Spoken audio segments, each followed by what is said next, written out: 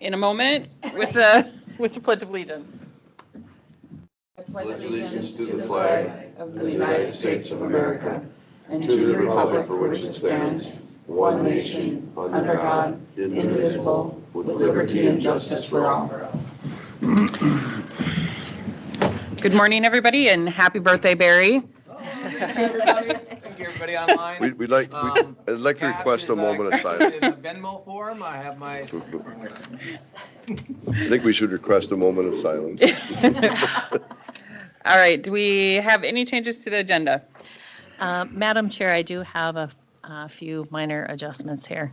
I had sent you out a request for a liquor license for Music on the Mountain, which you would have received, so I would request to add that to the agenda for approval. It's time sensitive. It's June 27th.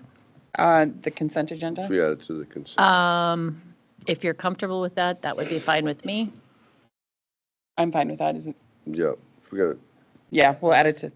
Yeah, liquor license. It's pretty standard. Standard. Mhm. So- Yeah, again, I would be fine with that. So I noticed under my information, it says new generation. That should be next generation, minor. So just we'll make that modification. And then the last update that I have in the packet under the consent agenda from Mitch Lundeen regarding the pick in the bid application for the drones. It was a bit confusing, so I did get clarification on that. And he was also awaiting some information yesterday, which I sent out to you. So the lowest bid that came in for that withdrew. So it wasn't making sense to me until I asked the question. So that low bidder withdrew. So his recommendation is to go with SkyTech. He did references as well as SkyTech Solutions had also done prior work and is a local vendor. Okay. So I just wanted to clarify that information for you on the consent agenda. And that's number 8 under consent. Number 8, yeah. Yes, I believe so. So we're keeping it in the consent agenda, I just wanted to provide. clarify how Yes, the because it approval- was, the information that was originally in the packet included that low bidder. Yeah, and I think Richard and at meeting, we kind of said to bring it to finance to clarify a couple things, wasn't it? And I think that's what you did, so. Yep. Okay. Can I get a motion to accept the agenda or approve the agenda? I'll make a motion to approve the agenda with the changes. Do I have a second? Second. Any further discussion? I did have one, okay, go ahead. All right, all those in favor say aye. Aye. Opposed? Motion carried. Did you have something, Barry? Well, I have something on the consent agenda that I had just a question on, so I'll wait till. Oh, okay. Minutes. Any changes to the minutes? I did have one. I think we missed 2 of the life-saving awards. Don and Keela Hansen are not listed on here. And they also got some, or they each got one. That was all I had. Madam Chair, a kind of a clarification on page 3 of 3, under Land Use Environmental Services, under number 1. I think that last sentence, 5% change order to be approved by, I think we just needs a little bit clarification that is how that's worded. It seems a little bit not clear to me. Well, because it's with and giving the, I think it should just say, and giving the land use committee or administrator a 5% change order allowance instead of, I mean, it just says it's 5%. It sounds like it's that amount plus 5% automatically, and it's not. I mean, Yeah, it does seem like that. it just, Only if needed. yeah, if needed would be, or if appropriate or something. Yeah. Yep. But that was all I had. Yep, I didn't have anything. All right, is that it? Motion to approve the minutes. I'll second. All right, we have a motion and a second. Any further discussion? All those in favor say aye. Aye. Approved? Opposed, I mean? All right, motion carried. All right, consent agenda. Madam Chair, I just had a question on And Mary, this is a question for you then. Under number 4, temporary absentee voting location, on that resolution, it doesn't state how many days, or did you want that to state, be more specific? I will amend that. It is the Saturday before the primary, so it's going to be August 8th from 9 to 3 and October 24th from 9 Okay, yeah, So I will add that to the. okay, if that's appropriate to have those dates, because I didn't want I think she just got clarification late yesterday, to, okay. or maybe even this morning. Okay, anything else on the consent agenda? Madam Chair, just under the cash comparison, Mary, we discussed a little bit yesterday. I don't know if we should pull it and talk about it later, or just answer it here. I noticed public safety is up over 600,000 comparison from April to April, April last year to April this year. Is there something significant in there that we? Okay, that's all fine. You know what? I'll follow up with you later. Okay. I noticed that too. Okay, anything else? If not, I'll entertain a motion to approve the consent agenda. I'll make a motion to approve the consent agenda. All right, I have a motion. Do I have a second? Second. All those in favor say aye. Aye. Opposed? Motion carried. Do we have any open forum? Come on up. Say your name and address, please. Good morning. My name is Dell Jaskin. I live at 14025 Westlake Sally Drive, Detroit Lakes. Welcome. Thanks. I'm here because I would like to be appointed to the Board of Adjustments. Oh, We have that on the agenda, Madam Chair, but we can do it now if you want to. yeah, I mean, either one. Well, Madam Chair, I think this would be a good time for you to just introduce yourself yeah. and maybe go through some. Sure. Yeah. Again, my name's Dell Jaskin. I moved to the Detroit Lakes area about 30 years ago. 20 of those years I was a teacher here in town. I retired about 10 years ago, and I have been currently working with my husband in the building trades. So I have had some exposure to zoning. We have 7 kids, 13 grandkids, most of who live in this area. And I would like to get involved in the community, and so I would like to be appointed All to the right. Board of Adjustments. Anybody have any questions for him? Madam Chair, just so you know the full circle here, so Chris was gone for our Pelican River Watershed appointees last meeting. Chris was the third one that was on a fishing trip, but he's here now, so they're married and Chris is on the watershed, so just so Okay. you know. Yeah. And this is the at-large position, right? Yep. Yeah. Mhm.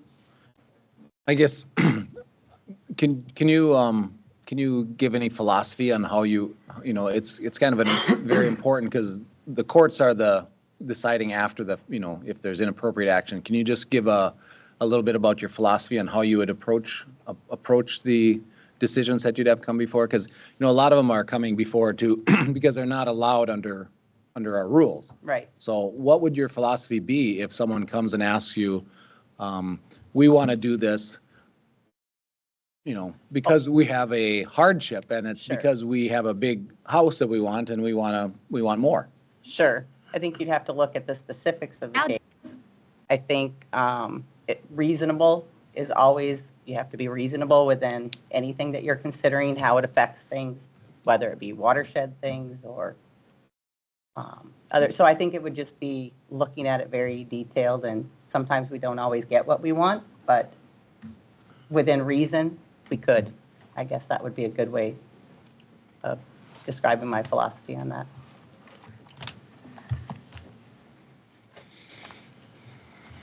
Okay. Any other questions?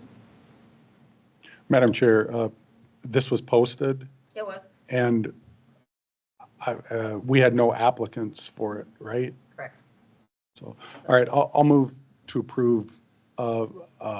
Mr. Chair, or Madam Chair, I think it would be more appropriate to do it under appointments. We're at open forum right now, so I think we should just Under wait. appointments, yeah. Okay. I thought we moved this to the open forum.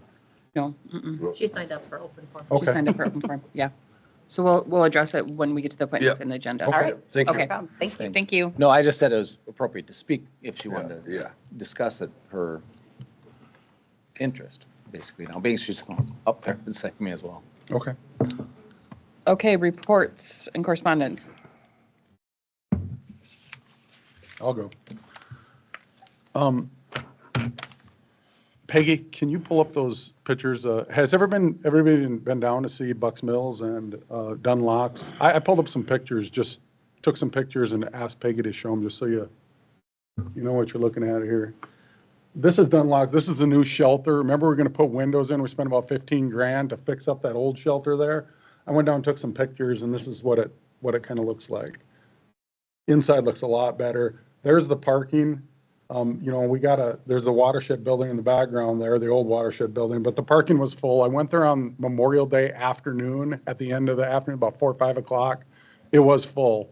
So just futuristically, if we were going to expand parking, something to think about. That's a picture from the backside with the new windows. It really needed windows in there because there was no light in the back part. It gets kind of dark and damp in there. So that really opened it up.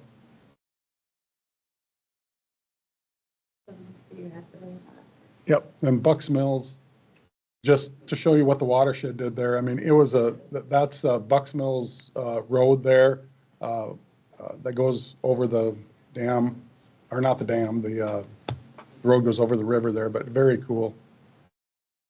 I've heard lots of positive feedback Yeah. about. The day I was down there, there's a bunch of kids playing on the rocks out there. This has so much potential. Just to be just a cool place. And like I said, drive down there and take a look at it. That's the building that is owned by someone else. I would hope that they would build something there, put a restaurant, do something to make that look really nice. But if they ever want to sell it to the county, I would hope we would be interested in that. This is from the dam looking downstream now. And there was a DNR representative with a metering stake on each rock that you see there that was placed. They put it exactly where they wanted it. And I think I got a picture here of the old, that's the old dam. They didn't lower it. That is the old dam. If you can see it in there, that is the height of the river. It wasn't lowered. It wasn't taken out. That was it. So the water levels, if people say water levels change or we changed the water, we didn't. That was the water level. So I think that's it. Yeah, that's the road that goes through there.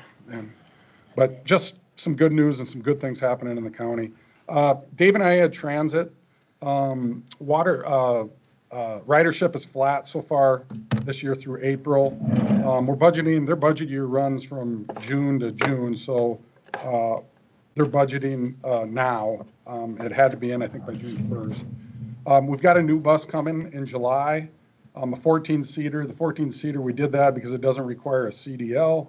We're going to order a new bus. We got 9 buses in our fleet. We're going to be ordering a new bus. We're doing that so we can get on this year's pricing. Probably won't come till the fall or next year. And remember, our county share will be 10%, which will be about $17,000. And then just, sorry, Phil. Sure. Along with that new bus, if we wait, the pricing share increase will increase too. I think is Kevin here? I think it's 20%. So Not only will that's the bus price increase, the share Yeah, that the county yeah. will be responsible for will increase. So So that that's- was the impetus for moving that forward. Anything else? no. Watershed, had the watershed, really putting some time and effort into Camel Creek. You're going to be hearing that for the next 6 months because there's just a lot of effort going into that, what they're going to do there and how that's going to roll out. Had a Trail Alliance Committee meeting. That was Project 412. Just so you know, the Becker County website is going to be the landing site to go out to all the snowmobile trail, biking trail people. So we're going to be the kind of the host site before it goes out to their Facebook pages or websites. Working on that. Had airport meeting. We approved last year that apron reconstruction. That'll be happening starting here in June. Right along Highway 10, you might notice some dirt work and some work being done out there by the road. Those would be some tie downs for some airplanes and stuff there.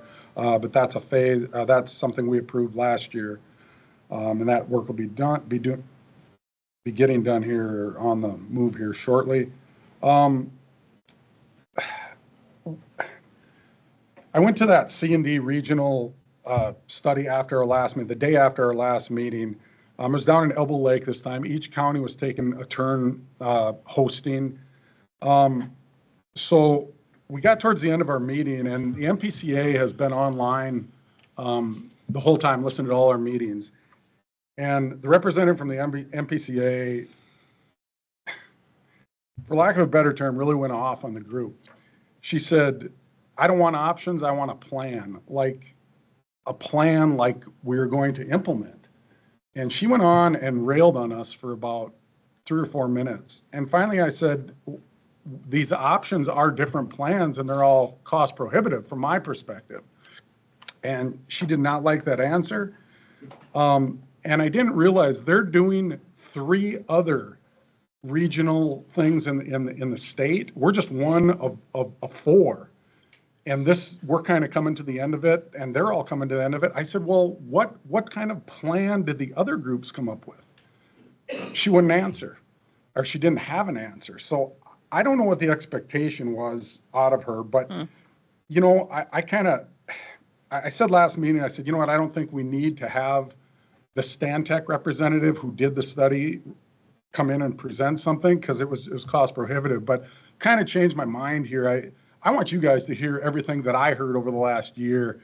So I would like to, next meeting, put 10 minutes or whatever on or however many minutes it takes for you guys to hear the results of what that guy said. So that's kind of what I kind of planned out going forward. Is That's that- the survey we took, right? Yeah, that's a survey we took, yeah. And the resolution, you know, you suggested last meeting. So this representative from MPCA doesn't like that. We didn't like what they wanted. Yeah. she didn't Doesn't like that we don't want to be a part of the regional? No, it wasn't us. It wasn't directed at us. It was directed at the group. I was the only county commissioner sitting in the group. Okay. So, and you know what? They hold a lot of funding to, Yep. so, you know, she was not happy with, she said, I want a plan. And I said, you've got 4 plans here. They're all cost prohibitive. I mean, it's the cheapest one would make our tip fee go up 140%, according to these numbers, which there's a lot of, you know, there's a lot of you don't knows in the question. So like I said, just as an olive branch, I'd like the Stantec person, which they will do, probably do it on Zoom, so you guys can hear. Maybe, you know, I've been spouting on this for the last year. Maybe if you hear it from a different perspective or something, the numbers aren't going to change, but just maybe something will stick out to them, and maybe it'll help ease the MPCA's angst in all this. And I don't know why she didn't say something 6 months ago. I mean, this has been very transparent. So that's what I'm going to request, and I'll hope to get that on next meeting. The other thing that kind of came out of that meeting is that, you know, if the MPCA comes out with the rules this fall or next spring, we've got 8 years to 2034 to implement whatever we decide to do. You know, as I look at things, you know, 8 years is not a long time. By the time you plan something, design something, get the funding for it, I mean, 4 of those years is gone. I look at Prairie Lakes, I look at our transfer station, I look at, you know, so I guess I'm saying to do something, whatever we're going to do, is a little more urgent than maybe 8 years away, because we've got to know what we're going to do before we're going to do it. We don't really have any plans right now. The one card we do have is that, you know, we have capacity at our facility, but you know, they want to put liners on, and the sooner you do it, the cheaper it is. Not the cost of the liner, the cost that the MPCA will add on to your fees and stuff for doing it. They want to encourage closing landfills first. That's probably why she wants this plan in place, which Richard, Which you is why said, she wants a regional, right? If she wants you know, some to close them. I'm Well, not no. trying to read into any more than, but I said, really, we can't even have a plan until we know what the new rules are. And she don't like that either. Well, the So- other problem is there's no solution, there's no hard solutions for, you know, oh, let's just, you know, they want to close the incinerators, it's like, well, what are you going to do with what do you do with the waste? It's like, Reuse, not gonna- reuse, recycle. well. I mean, I'm all for obvious- that too, but it isn't going to take Obviously, away. that just doesn't happen overnight. I mean, we have to condition ourselves to use less garbage and use less. I mean, and the packing industry has to, and I don't see that happening when we're getting most of our stuff delivered by FedEx and UPS now. I mean, it's like, So anyway, the whole group was kind of taken aback by her really letting us have it. So anyway, that happened. do you have that individual's name so we can, I mean, I think she put her name out there and I mean, because obviously people are going to be watching this and the state's going to hear it and say, we're disappointed in how that group was treated. That's. Well, from the MPCA, they're saying they're disappointed that we didn't come up with, they spent 300 grand Well, maybe to come they up with a should plan. come there and be actively participating in how you should move, what's the solutions then? Well, the problem is, there's nothing good for Becker County in it. We lose control, we fill our landfill sooner, and the tip fees go up. Yeah. There's nothing in it for us. Why would we do it? And they don't like that. They would say Minnesota gains because we have a cleaner, But we can't go, Yeah, I don't we agree can't have with that. It's going in the it's going in the ground somewhere. If you're gonna- So- I don't disagree with you. you can't change the rules mid-game and then expect us to pay for everyone else's. MPCA can do whatever they want, it seems like, but I don't disagree with Barry, Richard, or you or Barry. I don't disagree with any of that. I'm just the messenger here, I feel like. So anyway, okay. Highway, Richard and I at Highway, road construction underway, that Highway 39, they've already got it milled and they're working on that. Need to backfill a maintenance position. That's happening. One thing came up, we talked about at this meeting, the Spring Creek west of Ogama. We talked about that wetland pasture here a while ago, Oh, didn't somebody we? wanted I mean- pasture it? And we decided not to do anything with that, right? Correct. That's what I thought. Yep. Okay, it was brought up again, and I thought we had decided because the fencing or whatever, what the guy wanted like a 5-year deal, and it wasn't cost effective for the county. So I thought that's what we did too. Yep. We decided not to move That's what forward. we decided. Okay. Barry, this one's might be for you. At the Roadhouse out north of Cormorant, north and west of Cormorant a little bit, on County 4 there, from the Roadhouse going west, some people have requested a speed study of Jim, our engineer. So he's looking into that, and that may be coming. Yeah, there's more buildings down there as Yeah. that area is growing. I think Yeah. it's relevant because there's a lot of houses now or properties on Ida have sold across the road. So there's going to be, more foot traffic across the roads from individual families. So So They- looking to lower it? I would imagine. Well- I haven't had too many requests to raise the speed limit in Well, you those. never know. Well, it's 55 miles an hour right now. They're talking with Jim. Yeah. They're not saying they're doing it. It's just in the works. If But- you do a speed study, you have to put it at what the speed study tells you have to put it at. So. Well, just we so you know. basically have there's there's some, but very little flexibility on what we do we follow what the state recommends in all of our roads. I mean, there's very little flexibility for the county, After you do a speed study, there's no flexibility. right? We've done them in Lakeview Township, and you had to put it what they said. Okay, Prairie Lakes, they got Otter Tail County applied for a grant for a transfer station and ash facility. They got it. So we're included because we're part of the ash facility. So we're going to form a subcommittee just to make sure we're very transparent with that. Joint powers is already difficult, as Richard said. Now this is an offshoot of Prairie Lakes with the ash facility, but it'll help. It'll help use some of this ash and not fill up our ash facility. So, and we're starting to budgeting for 2027. So I'm on the budget committee, so we're doing that. Was that the bonding that we got? Yes. Yeah. Yep, $8 million, yep. Richard and I had environmental, 245th, just some clarification. We're starting the fencing on June 15th for 245th out there. We discussed cameras. I was under the understanding that was going to come at a later time. If it was going to come, we're kind of going to see what happens. Is that what the board decided? Yes, we made Yes. Okay. we made no, So we're going to do the fencing first, Yep. and then we're going to figure out, because if the cameras would be more comprehensive, because all of our buildings would probably need that. We got a pay station, a transfer station. Madam Chair, I did have a conversation with Steve with regards to the cameras yesterday, and what we talked about is exactly what you had talked about, all-inclusive across the buildings. And so my direction to him was, looking at quotes for all of that. And he can potentially, it may be cheaper if we're looking also in the future at cameras on the intersection as well. So it made sense to me to have him include all of it. So But for a now, the later date. fencing's going on, the cameras will be at a Yeah, later we're time. Is that what slated for everybody- June Yep. 15th, Yep. yes. Okay. We had a bulk handling system, a guy out from Bulk Handling System, that's the name of the company. It's Murph equipment, recycling equipment. Went out there and kind of listened to his spiel. We have a very small recycling facility here compared to all the ones he does. But, we put in a grant last month for some recycling equipment. If we get that grant, we need to decide exactly how we're going to use it. Our county volumes are growing. Richard and I, and Richard jump in here on this, we kind of go different directions on this. Neither of us, I don't think, are wrong, but as far as recycling, I'm proposing, or if we're going to put in all this equipment, and it can handle more and we can get rid of people, I wouldn't be opposed. We're already taking 2 loads of single stream from Clay County.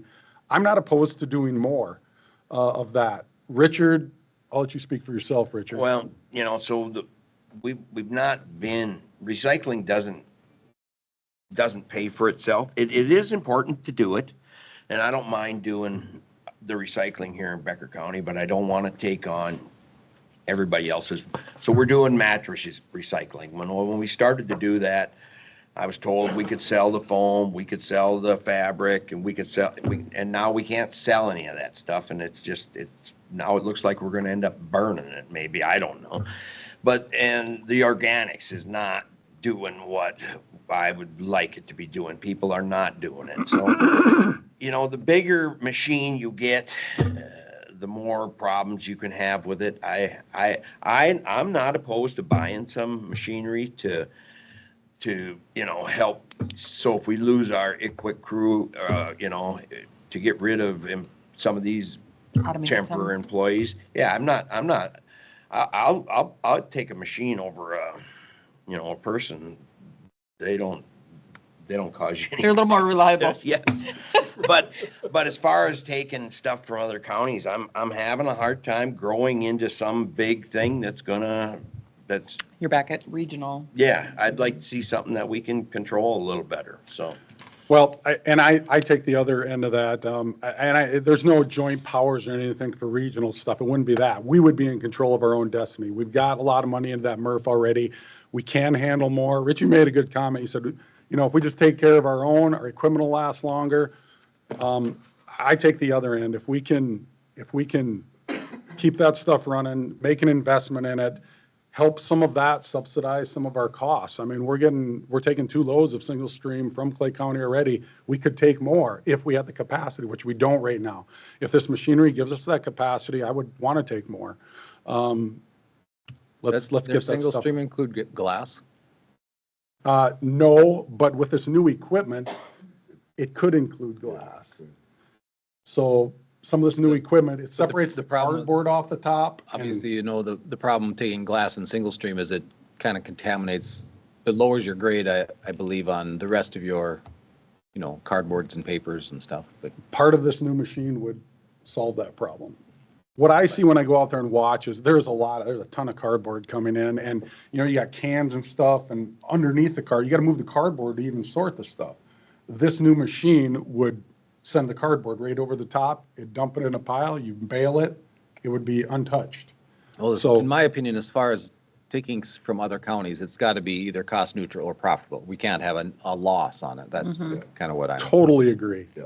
No way would I put Becker County at risk, but there is a cost. These machines cost, we're talking $800,000 to kind of Very retrofit expensive. the area and to get this machine in. So there is a cost to do it. So if we get this grant that we're applying for, this conversation will probably come back. But you don't have to make a decision today, but it'd be nice to know, and you'll have to make a decision, what this looks like going down the road. So that's what we talked about, Richard. Yeah, that's all I got. All right. Who wants to go next? I'll let the birthday man go. Oh, thank you. Had a Lake Agassiz Regional Library meeting, and the board voted to change the formula, so we are. good. We are, Detroit Lakes and Becker County, in the old formula, we're paying a higher percentage than we will be in the new formula. It's a cost basis formula that we're doing. We're not gonna, we will come out the benefactor, but there's obviously losers in this. So we're taking a staged 4-year plan. So we still will have a pretty good increase in their request, but it's less than what it would be. So we're going to take 4 years to get back to the cost basis formula that we're using. So I think if it was a 1-year flip, we probably would be at a 0% for 1 year. So because we will be asking for a 7%, they're raising a 7% increase, and this brings us down to that 5, I think. So there was I think it was Polk County was significantly higher. I mean, we're talking 115,000 increase. So I thought that was reasonable to slowly go back that. But anyway, so we got that done, and we were meeting in the new library system in there in the Loop building. It's a beautiful building. In my opinion, very expensive building, but it's beautiful. Should be beautiful. Building. Dave and I had the sheriff's meeting. I think, let's see, we had a Mark Laylock came in and discussed, he works for the state, to talk about the 911, the next generation 911 system. Yep. And how this, and I think we have these events that are happening this week, I guess. This week. So if anyone's can go to those, I was hoping to go, but now with my daughter going to the state track meet, I'm going to be going down there. State track meet. She's the top runner in her class and everything. No, she's part of a good team. So Congratulations to her. yeah, and the And whole happy team, birthday. and hope success for all the teams. Frazee had some good runners, and I see congratulations to Miss Sonberg, set a school record over there in Frazee. Yeah, we had a boy too, but I can't remember. Yeah. Grossman, I think. Okay, and Leaf Shervy at Lake Park Audubon has set meet records, and hopefully wish him all the luck down at the state meet. Anyway, back to us. Back to the reports. What was I talking about? Sheriff's I'm meeting? not talking about something, I don't know. Anyway, the sheriff's meeting, the 911, we're hoping, there's money in our 911 fund now, but it's going to be expensive, and we're talking, a few years down the road for planning. Has there been talk about, I know we talked about it at one of our AMC district meetings, of them increasing the cell phone Yeah, charge? I think right now it's like 25 cents. we looked at that during the meeting, and I popped up on my phone.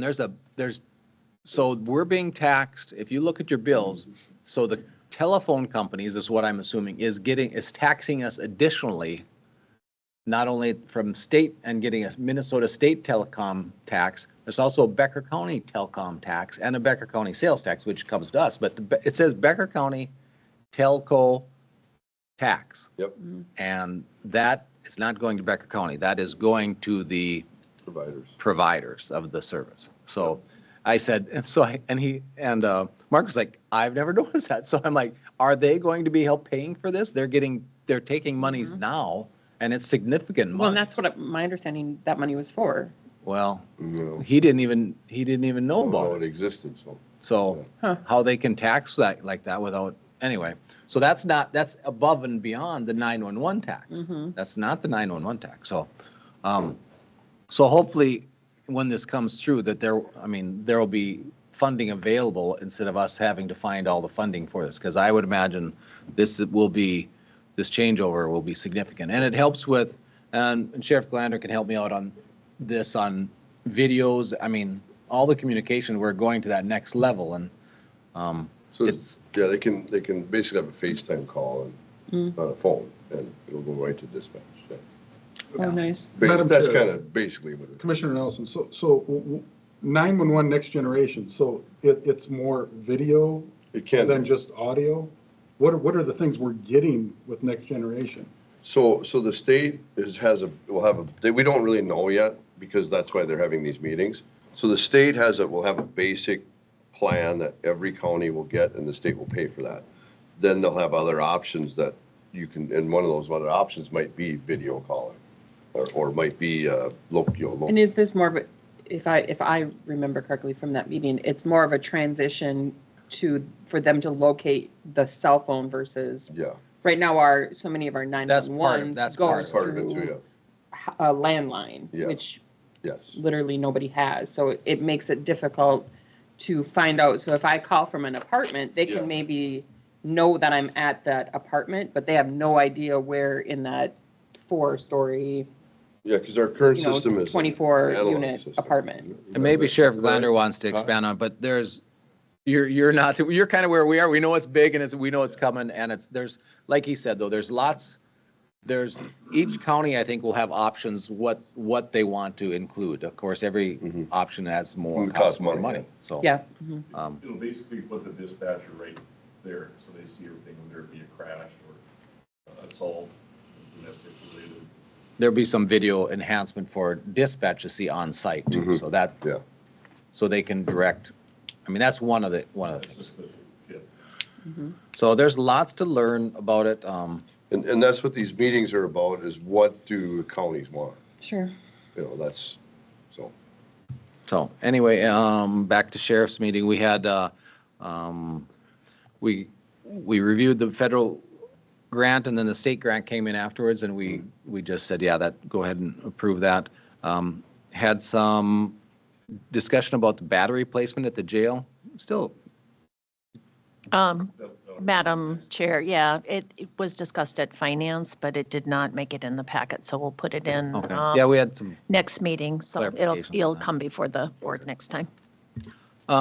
Sheriff Glander brought some discussion about mass gathering events, if we should have some ordinance discussion on that, for like over 1,000, and then what some requirements for patrol or, that we should have. So that probably will go through our ordinance review committee with Sheriff Glander leading that.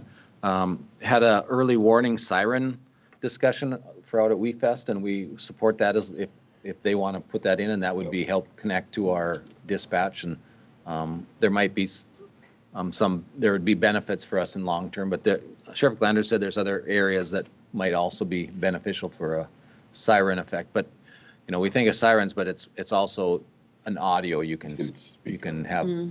It's just not a siren. So They had that storm out there last year. the problem is we might warn them, but I don't know what you do. Go hide under your tent. Yeah.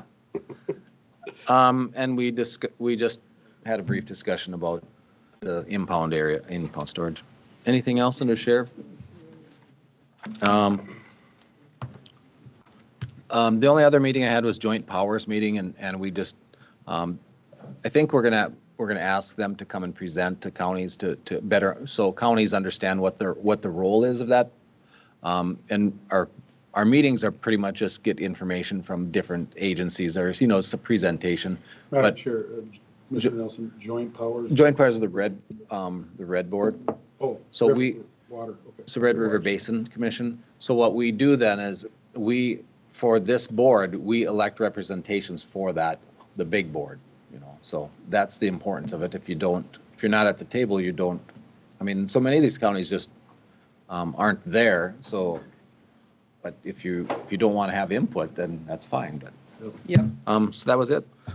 I just had one more thing on transit, I just realized. So this last year, we cut Saturday service because we needed to meet budget. And we'll review it later this year, but it's probably gonna happen again. But this time it might be more, it might be actually an entire route, a daily route. That it's possible.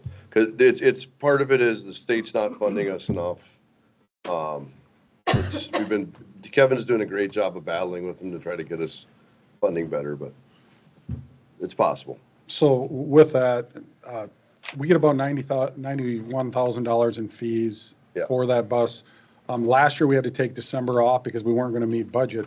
This year, we talked about from September to December, possibly eliminating a route. It all depends on what the finances look like. The big thing that has hurt us is that we had a pay increase for all employees, and the federal and the state government they're not recognizing that. So, And one thing that doesn't really solve it is raising the fees, because now the state and federal Gives you government see less. that you have more money in your reserves, so now they're gonna give you less money. but one thing I saw too, I didn't know this before our last meeting, is that there's some other counties, like Otter Tail Express, they levy dollars for, I didn't know that. Wadena County does too. So, just FYI. All right. Any other? Nope, meetings? that's it. So Richard, go ahead. I had highway with Bill. I don't have nothing to add on that. And then environmental. And I'll just say one more thing about growing our environmental is part of the problem is these commodity prices. They change so much. Sometimes the stuff is worth nothing and then we got to pay to haul it. Or some of it can't get wet either. You can't have snow cover. And so we'd be looking at building a building and storing some of this stuff for who knows how long and then maybe burning it. It's really an uncertain future, and that's all I had. All right. We had, Richard and I had EDA, and just to update on the lead paint testing. Last report, we had said that we had thought we had completed the lead paint testing, which if you recall, it was a $75,000 quote for us to complete it. Well, we have found evidence, I think Mary did, In the basement. in the basement, in our old EDA records, where we have found residents, or evidence that it has been completed on all but 3 of our houses. So we're waiting to get word from HUD on if we need to do them or what our next steps are, but it will obviously be significantly cheaper. We were looking at doing 18 houses, I believe, and now we would be down to 3. We did question why they weren't done, and Mary explained that back then, the years that those houses were built were wrong on the records. So we didn't think that they met the criteria to be done. So they weren't done, so we're waiting to hear from HUD on those. Just some housing updates. We do have 25 public housing units. They are all full with 23 families on waiting lists. Housing vouchers, we have 49 families with vouchers. We have 5 or 6 families on the street searching for housing and 230 families on the waiting list. Maple Avenue is full. That project for the siding and updating the doors and decks should start in mid-June, and I believe it should be done then by the end of the summer. Our West River Townhomes has 1 open unit that they're currently flipping and preparing for a new family. There are 6 on the waiting list, so that will be filled shortly. One of our Highway 34 homes, it's currently occupied. It's not one of our public housing homes through HUD, but we're looking at getting some quotes for some work done that needs to be done there. Richard went out and looked at the landscape. We think that it might be just landscaping, but there might be some foundation issues. So we're getting some quotes to see how much that will be. Then we also approved a business subsidy policy. We made some amendments to our current business subsidy policy, but that won't be coming until the next board meeting when Cody gets back. I also had a Mahoobie meeting, and I just wanted to recognize a couple people that we have a board member, Dana Laney, and a family development director, the Mahoobie Family Development Director, Megan Hernandez. Both won awards at the MNCAP conference. So the MNCAP is the State Community Action Program Conference in April. Megan won the Alleys in Action Award, which recognizes former clients who exhibit high achievement, giving back to community, tenacity to overcome barriers, and inspire others to take back positive, beat the odds, and view challenges as a new way to grow. So that's a pretty big accomplishment. She is a current Head Start teacher, or she was a Head Start parent and then climbed her ranks through to where she is now. So kudos to her. And then Dana Laney, she won the Steve Chadwick Advocacy Award. And that award goes to a staff, board member, or client who demonstrates a persistent commitment to reducing poverty, is an effective advocate in addressing root causes, and is a leader in the local or larger community. So those that don't know Dana, she has been very involved in many different areas, not just Head Start. She's been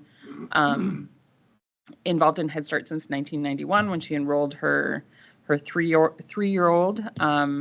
She's been on the Policy Council since 1992. She's been on the Board of Directors since 1996. She volunteers for 10 years as a tax aid volunteer at Mahooby. And she served 9 years on the Frazee School Board. So pretty big accomplishment. So kudos out to both of them.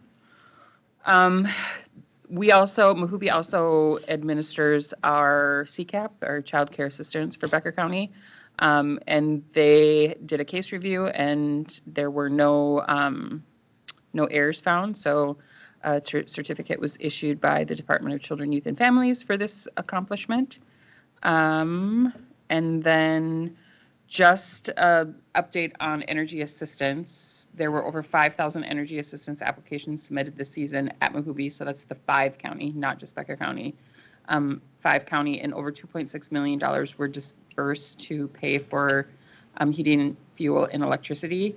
So there is some concern at Mahooby with the rise in heating costs now this coming year, because it doesn't, the funding is not going up. And with the fuel cost, that means less for the residents. So, that's one thing that they're watching through the summer and as we move into the next heating season. So that was all I have. Anybody have anything else? All right, we will move on to appointments. Anybody, do we have an appointment for the Cormorant Watershed? Madam Chair, I think we have someone that has a name that has been given to us, but we have not confirmed it and received any information from them. So Okay. I don't think that's So we'll hold off on that one? appropriate to appoint them at this time. Okay. Okay, then our next appointment is Planning and Zoning Board of Adjustments. Madam Chair, I'll move to approve Del Jaskin as the at-large appointment. I'll second. All right, any further discussion? Just, Madam Chair, to confirm that there are no other applicants at this time. So, Okay. All those in favor say aye. Aye. Opposed? Motion carried. Madam Welcome- Chair. Welcome to the Board of Adjustments, Scott. If I may, Chris wasn't here at the last meeting. Chris, did you have anything that you want to say about the watershed, being on the watershed? Well, you guys understand with Tara that we have some big decisions to be made in our future. And so our intent at this point is to start slow and work our way into whether we're going to go with a full-on administrator and a full-on staff, if we're going to even make that, potentially taking on maybe larger and more capital improvement projects. So I think be patient with us. It's some big decisions to make coming up. All right. Madam Chair, I want to thank Dell for putting her name in the Yeah. hat, because this is a big job. I mean, and it has, legal consequences for your actions too. And thank you for doing it. And it's a thankless job. It is a And, thankless job. So you'll get a thanks right now before you start, and Right. hopefully you get some afterwards. But my advice would be, just weigh the whole situation and be just keep the best interest of the county and and that's all you can do, and make informed decisions. So congratulations. Yeah, and Thank you very much. Thank you for doing it, because You can see the list of candidates that want this. When my district was open, it took me a very long time to find somebody, and I convinced my brother to do it, so. All right. Thank you, Dell. Yeah, Welcome. thanks. Thanks, Dell. Okay. On to, Look at the time. I know, we're doing good. All right. And 5 minutes. and Barry's even been talking a lot. Did you get that cake, Mary? Mary, No, that was your role. no cake. No cake for you. It's my birthday, so we're having cake. But Mary didn't get it. Should have at least had balloons, Mary. Okay. Carrie. I don't have the cake either. Thank you, Madam Chair. The first item, I guess the sheriff's not in here. I did receive a letter from the Board of Peace Officer Standards Training Post Board with regards to a review over at our sheriff's department that they had done on their training records. Hey! Training records and standards. And the letter that I did receive indicated that our department did pass that review. So I just wanted to make the board aware, and congratulations to the sheriff's department on that Tear in review. my eye. You're still on the cake. She gave me a cake. I know, I saw. Other dates that I wanted to remind the board of, we have our district meeting this Friday in Fergus Falls. And that starts at 8, I believe. And we also have our our County Board of Equalization coming up here. That is on a Monday night, June 15th at 6 p.m. So just wanted to make note, those are, it's on the list outside. Madam Chair, since that'll be before our next meeting, I'm working on resolving a conflict for that night. I didn't know that night was going to be there. Is everybody else, we need to have quorum there, and I'm not Correct. sure I can make it. Is everybody else? I will be here. Mhm. Richard, On the board, Oh, 15th, Monday? I wouldn't miss it. Will you remember it, though? I don't know. That's a whole nother story. How about if we send you a calendar invite? it's 15th, Monday. June. I just got some new I'll come post-it with you. notes. June 15th? So Oh. I'll stick them around. I'm going to try to make it, but I'm not. Hey, So, Do we have somebody that's been trained? That's the other thing, right? correct. Dave's been trained? yes, I have not, so. I don't know if I'm still valid or not. I will. Mary, you've been trained? And Mary is another voting member of this. Yeah. Yep. Yes, so she'll be here. Thank you. And what time does that start? 6? 6. 6:01. And I will, just so everybody know, I will not be at the district AMC meeting Oh, on you're Friday. speaking. So yep. I'm going to let Barry do it for me. Oh, awesome. I am not going to be at the state track meet. On Oh. Friday? Oh, so you won't be there either? Okay. Are you going to be there? Yes, I'll be there. Oh, darn you, speak. I know, I get voluntold, I get it. Okay. All right, so moving on the items, the next item is I have, and it was included in your packet, I don't know if you want to come up front in case there's questions for you. This brilliant idea came from our board last time of how to capture some funding. We had reviewed, as you recall, some potential of whether or not it would be financially feasible to look at the community corrections model, and we came to the conclusion that at this point that wouldn't be in the best interest of the county to look at doing that. So we were looking at the potential of how to capture some revenue, because we know there's probably going to be an increase coming before the board with regards to our pricing, our contract pricing with the DOC with regards to probation services. So with this, what you have before you is a policy that would allow Becker County and the probation office on behalf of our county to collect supervision fees from those that are under supervision through probation and have been ordered by the court. So the policy, I received a lot of information from Brian, and I condensed it down into a policy for consideration by this board. So I'll stop there and see if there's questions that maybe you have, or it's pretty straightforward. It does, there's many statutes that are cited in here that allow us to proceed with this. And again, we're hoping to generate some additional revenue to offset a cost increase that we're expecting that will be coming. The only thing I just want to make note is we were going to, and maybe this can be addressed in the resolution, the next thing, but just making sure that we did make note that it's in the resolution, it says effective July 1st, but I think when we talked to For new finance cases? yesterday, we wanted to make sure it was to clarify effective July 1st for new. Yes, and I did have Cases. that conversation with Brian, Okay. just so that we're on the same page, but I can certainly include that wording in the resolution when we Okay. get to that item. Yeah, but he was of the understanding that that's what my intent was. Okay. and, Yeah, just to clarify the language, though I can certainly do that in the resolution. Madam Chair, Commissioners, the only thing that we would request on this, just as with any other funds that come in, is that they are held within the probation line for the annual year, and then at the end of the year,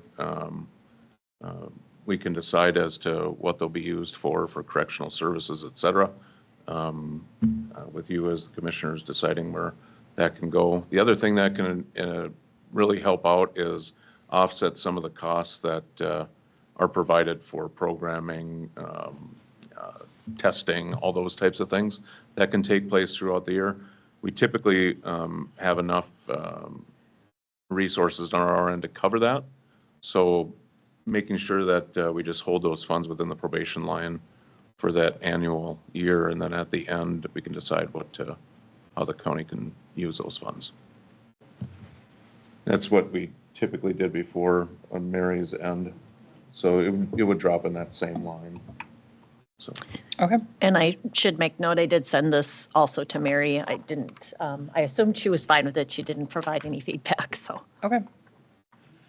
All right, so any further, or any questions on the policy first, the probation supervision fees policy? If not, I would entertain a motion. I'll make a motion to approve 1I. It's 1I in the packet and 2I on the agenda, so I believe it's 1I. I just noticed it now. So I'll make a motion to approve zero. Just make a motion to I'll make a motion for the resolution 1I.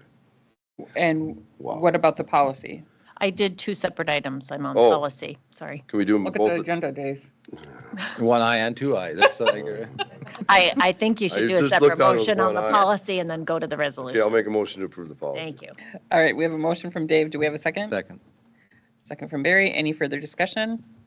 All those in favor say aye. Aye. Aye. I'll make a Opposed? motion to approve 1I.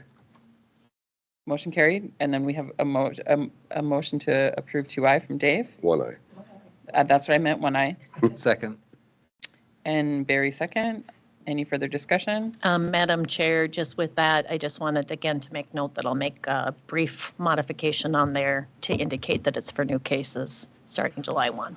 So, yep, just to confirm, all new cases, gross misdemeanor, misdemeanor, and felony, starting July 1, will be assessed the supervision fee of $100, $200, or $300, depending on the offense level. Which that fee schedule is included in the policy. Yep. Okay.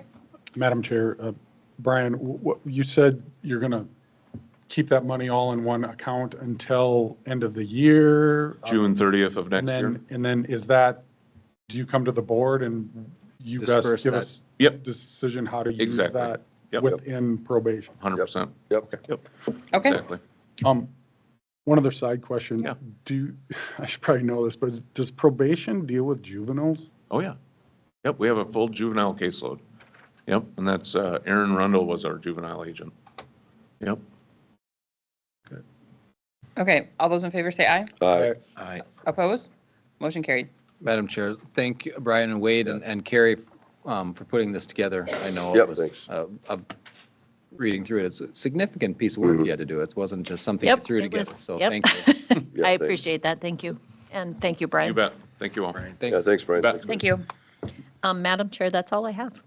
What about the per diem? Oh, per diem. I guess I do have one more. One more item. thing. I was asked to put this on the agenda. This is just to allow for per diem for any of the commissioners that are going to be going to any of the training in our area for that next generation, since it's been requested to get as many people. Well, it's not really training, it's more of a collaboration event. Madam Chair, I'll make a motion to approve a per diem and for the NG 911 collaboration events this week, if any commissioner is able to make it, attend.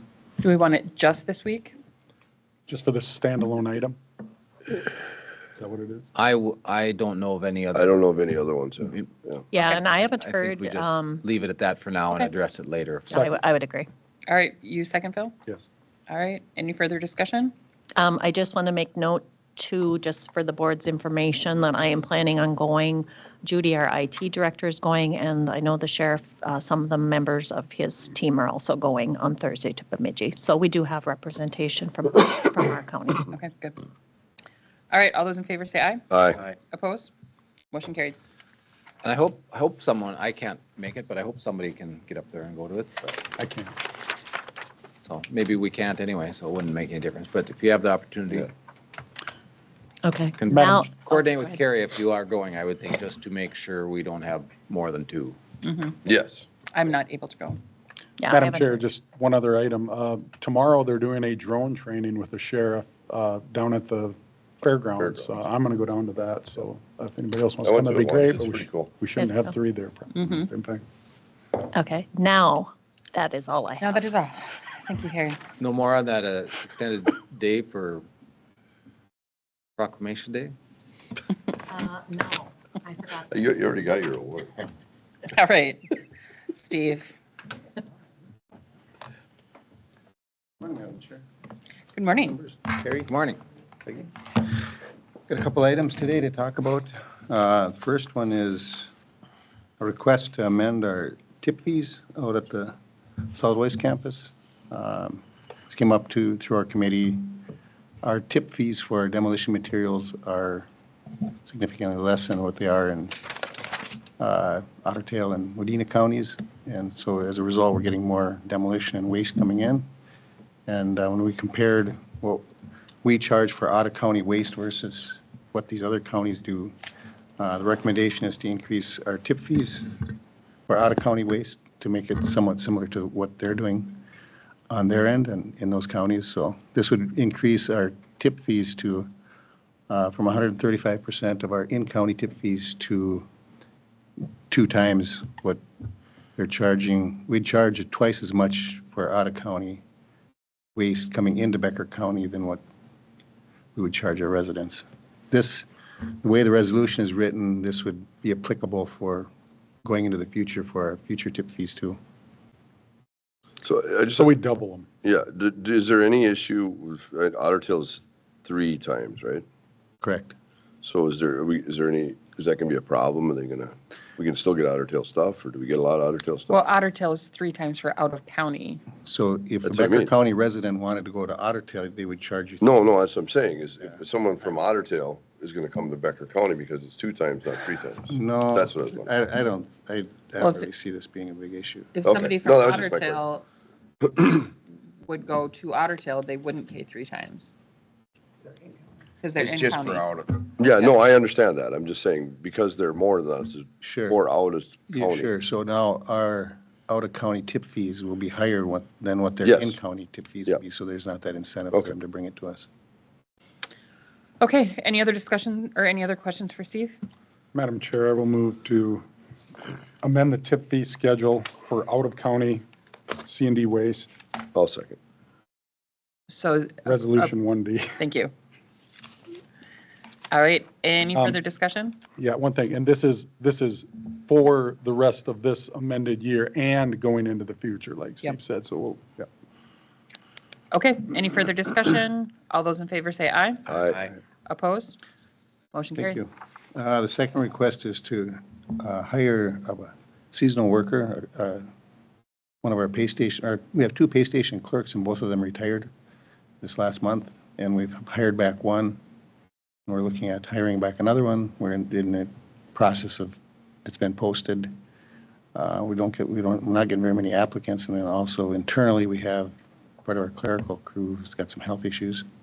One of the clerks volunteered, or she didn't volunteer, she's wondering if we could use some help in the future. One of the clerks that retired That's has correct. volunteered to Yep. come back seasonally. She's Come got to back. wait 30 days. So she's So- retiring, and this is just a Okay. request to be able to. Madam Chair, I have a question. Sure. In the cost analysis then, you didn't show any benefit of employees out. So is this an addition, do you anticipate a $6,096 increase? Or are you saying this is going to be within the This will whole, be within our, the whole budget in that area anyway? it would be. And that's kind of significant to me if it's you're short staffed, so you're not, This is a temporary thing to fill for budget. but you know what I'm saying, in the cost Sure. analysis, it doesn't reflect any shortfall in full-time regular pay, which there is. Which there is, that's. That's what I'm So, saying. so just to get it clear, you have one hired already. We have one hired. You have a vacancy And then you have a now that's vacancy, And we and have a one of the open people that vacancy right now. retired is willing to fill that vacancy until you hire somebody filled else. Well, temporary. No. Yeah, she's willing to come back and help train them, and then That's what I mean. as we have shortfalls through the Okay. summer. So, Okay, so her vacancy is going to be filled by somebody else. She is going to come back as the temp to help train everybody in. So there will be an additional person there yeah, that's, temporarily for, up to, what did we say, 67 67 days. days. 67 days, but I think this 6,000 is for Madam 30 Chair, 8-hour days. She might help on the training, but really it's to help cover when one of those clerks or somebody else takes vacation. Got you. During the summer. Okay. This is just a short-term thing to get us through this summer. It's not.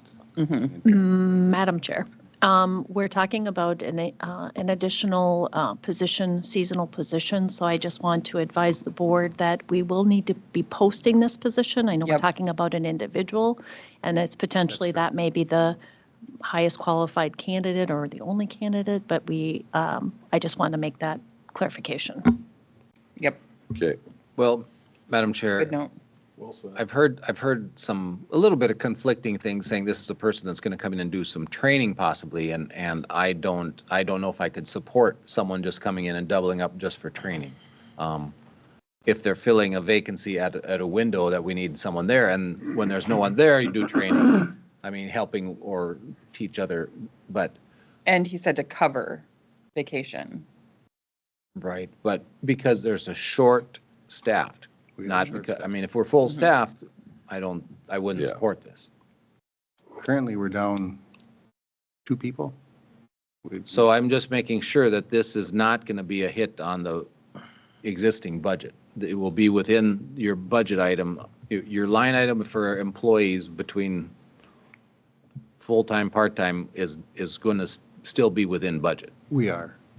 with this expenditure. I don't want to, that's what I don't see. I don't want any increase in overall budget on those line items for the year.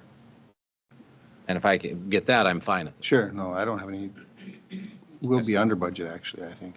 So, and if this is approved, that's something that you'll watch, and if it is to the point where And- we're going to go over budget, then And since it's Madam temporary Chair, or also just to seasonal. clarify, this is a one-time, this does not make this position permanent in 27, correct? This is not. What he's asking for is for this to end at the end of the year, and he expects that there won't be a need for this position at the end of the summer. This is classified as a seasonal temp position, Right, but up this will not to be. 67 this is days, but we not- don't anticipate, no, it's not moving forward. I'll make a motion to approve Second. 1H. All right, any further discussion? The only other discussion I would like to review the flow out on transfer station, because I truly believe that we are having too much. I think you can charge when you come into the gate and get your quantity numbers. I think we're adding an extra step in there, and I think through time, I think we could reduce our needs out there for employees. That's my opinion. If no one else, if you guys don't do it, I guess we don't do Come it. back. Let's to that vote before we- first. Yeah, Let's but vote I'm first. just saying, I would like you to review that in committee. Vote. That's all I'm All saying. right, all those in favor say aye. Aye. Oppose? Motion carried. Do anybody have anything? Commissioner, or Madam Chair, Commissioner Nelson, can you dig down on that a little bit? Because we're on, I'd like to hear Well, what you're I've talked talking to Barry about. about it, and I'm not sure that he may be onto When something. you I pull think- into the transfer station and then someone comes out, they look at your load, they write what your tonnage is or what your yards are, what your bill is, basically. They don't have a dollar amount, but then you go and you dump and you go and you pay. Nobody checks what you dump. You go in and they add it up and then you pay. Why don't, when you come out, write this down, what your quantity is, this is your bill, and pay it right there? That's what I'm And saying. then go out to township. Madam Chair, Steve? You guys You wanna- discuss it at committee. We don't need to talk. Well, about it here. I'd like to hear it here. If it rises to board discussion, I mean, we I have, don't, Jim's not here. We have 15 minutes. Sure, that's a good question. We used to do that in the past, yeah. and there's a reason we got away from that. There's two reasons, two main reasons. One is when it got busy, it'd back up, so we'd have traffic that would be backed up down the road. Well, people were waiting. They would come in to dump, they'd pay. It just takes that much more time for that transaction to go all the way through, resulting in that you'd have a backup. The other thing is, Okay, let's go there. Let's examine that. What took so long? What part of that, what part of that took long? People weren't ready to pay? People didn't have appropriate change? Or, I mean, now if Combination you have, thereof. now you have a pad like this, here's your bill, you take a credit card, you tap it and you're done. if you invested in the infrastructure to do that. Well, we're looking We're at, not now there. we're looking at infrastructure. When we're looking at our needs in that, I think this should be part of it, that We you we have could that, look at that. There's that you have enough technology. infrastructure that you, and you could require, and most people, and if Yeah. you could have exceptions, but you could say, we are taking electronic payment only. Only, yeah. I mean, and if there's a case where you have to take cash, you pull them off to the side and they may take a little bit longer, but, I mean, if you want to flow through quickly, have electronic payment ready. I mean, I think those are reasonable things to look at. Madam Chair, Commissioner Nelson, so you're saying when we pull into our 2 lines in the transfer station, we can have everything done right there? Yes. Do your thing and exit without, Returning. Yeah. And then you can go out to Township Road and you can close the exit. No, I'm serious. I'm serious. It could be, Yeah. it could be a whole flow difference. You could yeah. go out. Yeah, and that might be, Steve, why don't you put it on the agenda for our It is next meeting? something, there is software that you can do that kind of transaction, but it would take an investment on the county. to- Yes, and we're looking at investing through cameras and that's all the same technology, so. The other thing is, part of the reason we split that up in the past was that the state auditors wanted to separate the people that write the ticket from the people that are accepting the cash. That was the other thing is. And there's Segregation of duties? and Absolutely. there's no way that we can comply with that countywide regardless. I mean, that's a hit that's going to happen on our audit every year Yeah, it for the is. rest of eternity, because you cannot segregate when someone sits at the auditor's office, to open an envelope and hand it to someone else to pull the money out. I mean, there are some things that are just not. Sure, no, I And if it's understand. electronic, it's a lot, It's different if you're the one writing the bill versus the one accepting. Madam Chair, But Commissioner whatever, Nelson, we'll I mean, take a look. segregation of duties is, I mean, it can be done. It is done in organizations. Now, it are you cannot saying be- that just can't be done at the county? It cannot be done without hiring extra people to open letters and hand that open letter with cash and or payment to another person. That's what segregation, I mean, if you had to comply, that's what it would be. So you get a property tax statement up at the auditor's office, you'd have to have someone open it, have someone else sitting next to him, hand it to him. I mean, that's what segregate, I mean, no county gets that without that hit. Ask Mary. That's not exactly what segregation of Mary? duties as I understand it is. I think we're going down a, Okay. Mary, let's- is that, going down a rabbit hole here. Basically, there's, basically, the person who collects the money cannot be the person to take it to the bank or in the, accounts payable. The person who puts in the purchase order cannot be the one who creates the file that pays the check, to avoid that person creating a check that no one else is reviewing. So, Madam Chair, so as this looks out at the transfer station, it would be someone coming in, here's my load, here's $20 cash, the guy shoves it in his pocket. That is what we're trying to avoid. no, you'd have a receipt. They could do that now. I mean, honestly, that- yes, you could. You just don't give them a slip. And they go out this other way. Well, there isn't another way to get out You right can go out the now. township way. Not yet. Wednesdays, that gate's open all the time. Okay. This will be a conversation to be continued. I mean, Put it on it's our- open. At environmental, Smart crook, go Wednesday. Jim is here. Wednesday. Come on up, Jim. But what I'm saying is, we cannot get away from segregation duties completely ever in the county, because we'd have to hire too many people to do that. That is not true. Yes, Hi, I do Jim. not How are you? believe that. we have a hit. Mary, have we asked, have we had a hit from the auditor's office for segregation of duties every year since we've started? Yep. It's accepted that you cannot, in a small If it's county, you can't. accepted that it can't be done, or at a government level, why do other organizations do it well?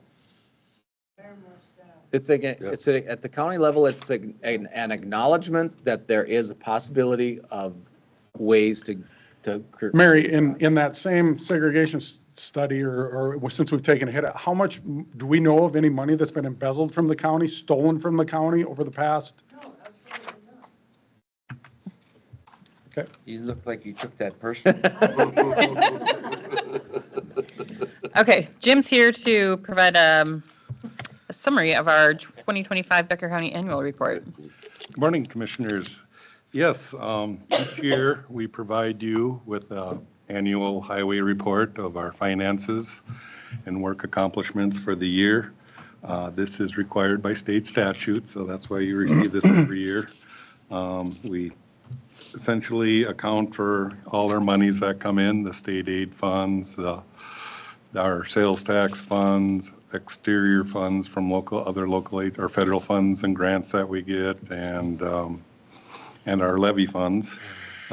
This book here, it's included in your packet, and if you'd like a hard copy, I can get you a hard copy. Otherwise, we'll probably just send out a nice PDF that if you want to store it somewhere, and so you don't have to peel it out of the packet here today. But anyways, last year was a big year for us. $10 million in construction, funding coming from many sources. State aid funds, our sales tax funds, we used approximately 2.6 million of our sales tax funds. We had a number of grants on our project last year that helped support our funding. I know that we did some shuffling of funds. We did an advance on our state aid funds of 1.4 million to do some accounting shifts. I'm pleased to say that based on our allotment this year, we received almost 4.9 million. And with the projects that we programmed, deducting all that, we still have 1.9 million in our state aid account for future use now. So we've essentially overcome or made up the advance amount that we borrowed last year. Other activities, obviously our maintenance crew does a lot of work maintaining our roads, preventative maintenance and that. Approximately about $4 million worth of work was done by our maintenance crew, which includes, the chip sealing that we do. Obviously, snow and ice is a huge part of it during our winter seasons, and doing other road surface repairs and traffic service striping and things like that, and our right-of-way brushing and weed control there. This report kind of details those little areas. You can look in the report and find all the detailed numbers for all of our construction projects there. You can look at all of our assets, our trucks, when our trucks were purchased, how old they are and the value they are, our buildings, when they were built and things like that. One thing we talked about in Highway Committee, you look at some of our oldest buildings, our shed out in Ogham or in Ponsford, I believe that was in 1956 it was constructed, and then in Lake Park, that's another old facility, it was 1958.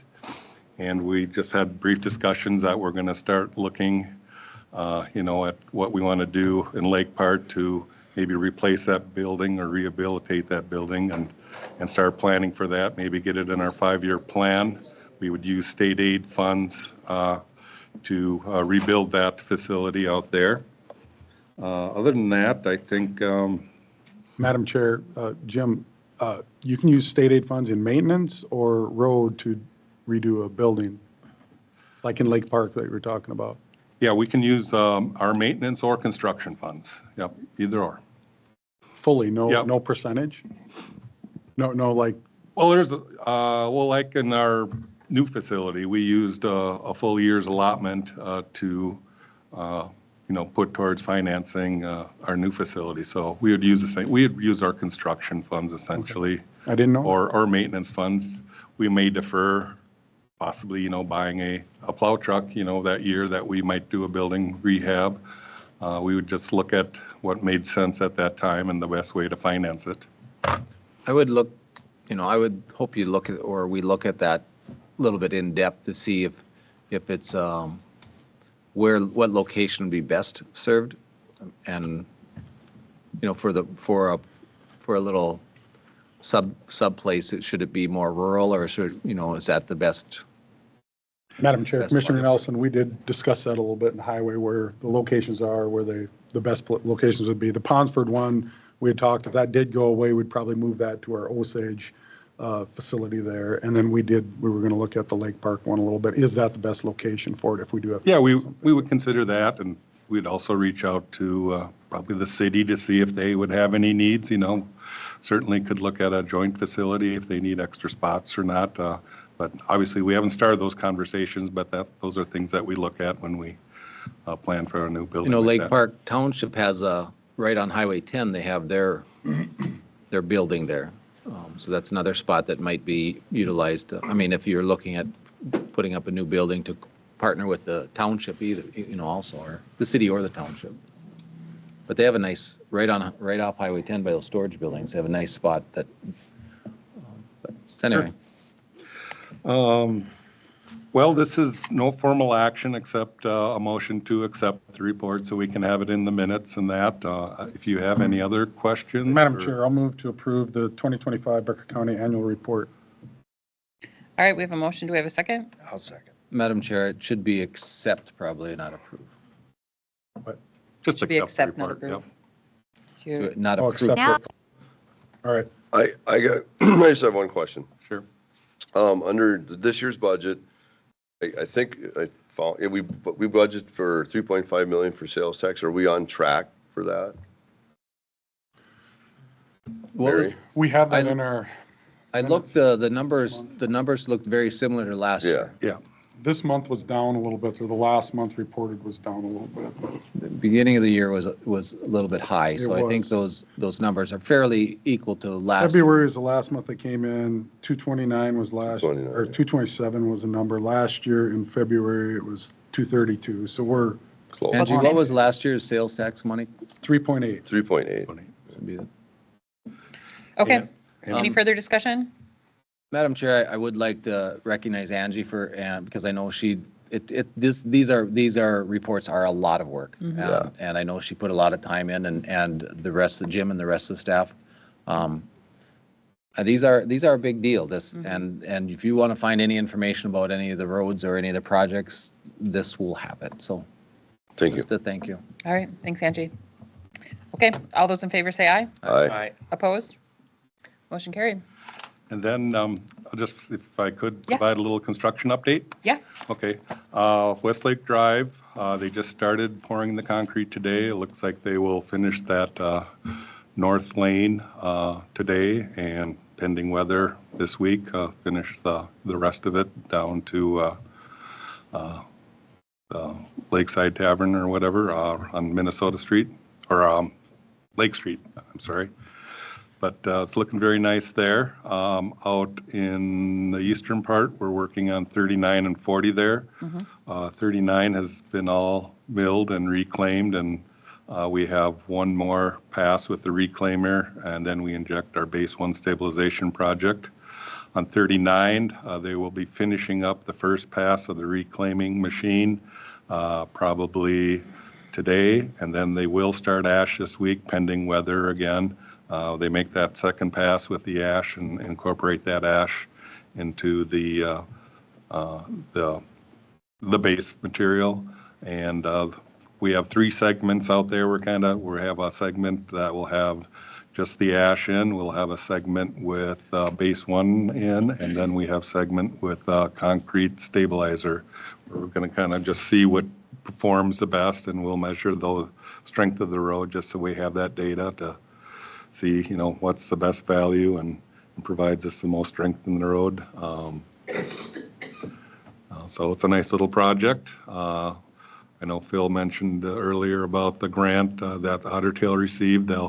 That'll help, build a storage facility where that ash will be more readily available for the counties to use and plan projects. And we may even look at incorporating that into, some of our gravel roads and stuff. So I'm sure we could probably, between the counties, eat that, I think they're looking to get 10,000 tons used annually was what they generate. We produce about 10 to 11,000 ton annually. And if we don't have to put it in our facility, our storage facility, that would be good to use that. We're actually looking next year, we're having a hard time finding someone who will put some of it into their roads next year. This was our year. So, yeah. All right, well, thank you, Jim. All right. Madam Thanks, Chair, Jim. one more thing for Jim. Yesterday I received a compliment for the Highway Department. Gentleman said on number 7, the grade widening up there, he said it's so nice and it's so much more, he's a farmer and he was driving some equipment. He said, this is so much better than, there was no recovery, then there was steep ditches. He said that he said he actually sent a letter, I think, to maybe Jonah or Brian or you. But just know that when those improvements are made these improvements that we do are, in our lifetime, forever in our lifetime. So this sales tax money, that's what we can do more than just maintaining what we have. We can improve those. And I know that it has potential to save lives, when you do drive off and there's no shoulder, there's easy chance for a rollover. And now we have some recovery time and I think when we get to Metro, they don't realize that our roads still are not up to where they should be. And that's what we have to keep telling them down there and saying, we're not where we should be in these roads. And that's a pretty high traveled road and a high truck usage for what we have. So congratulations on, when you get those compliments, we'd like to share them. And it goes to the board's direction too. And we want to make those improvements to those roads and continue. And we can't do them all at once. And financially, it's just not realistic unless I think Clay County actually took a bond out one year and did a bunch of projects and move forward like that. But thanks again, Jim, for your work, and thanks to your whole staff. Thank you. Thank you. Thanks, Jim. All right, we are going to take a break till 9:50.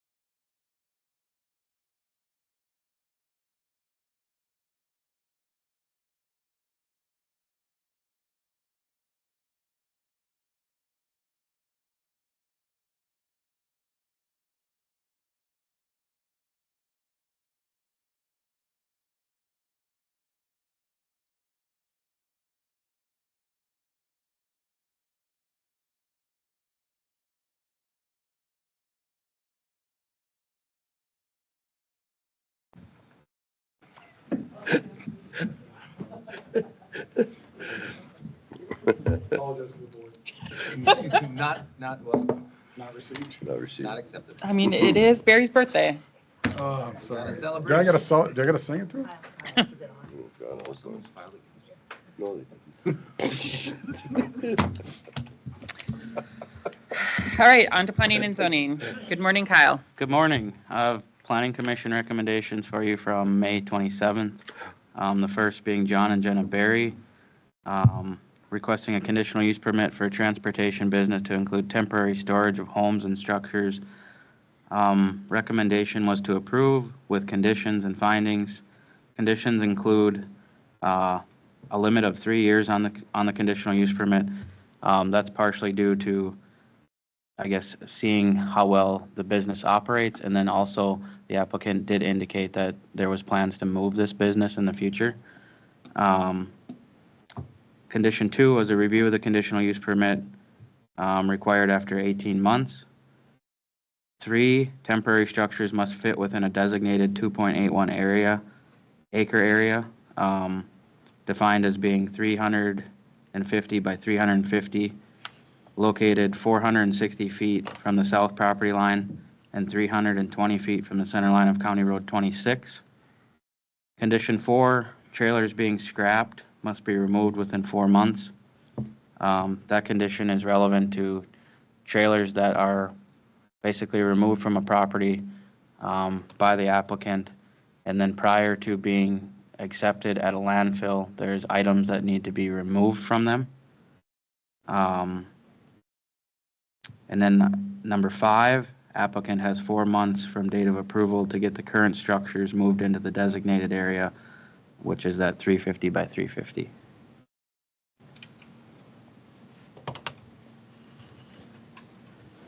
Well, Madam Chair, I'm not familiar with this property. It raises some real concerns immediately with me just reading through it. I mean, I have no idea. I haven't been contacted by anyone, so I can't.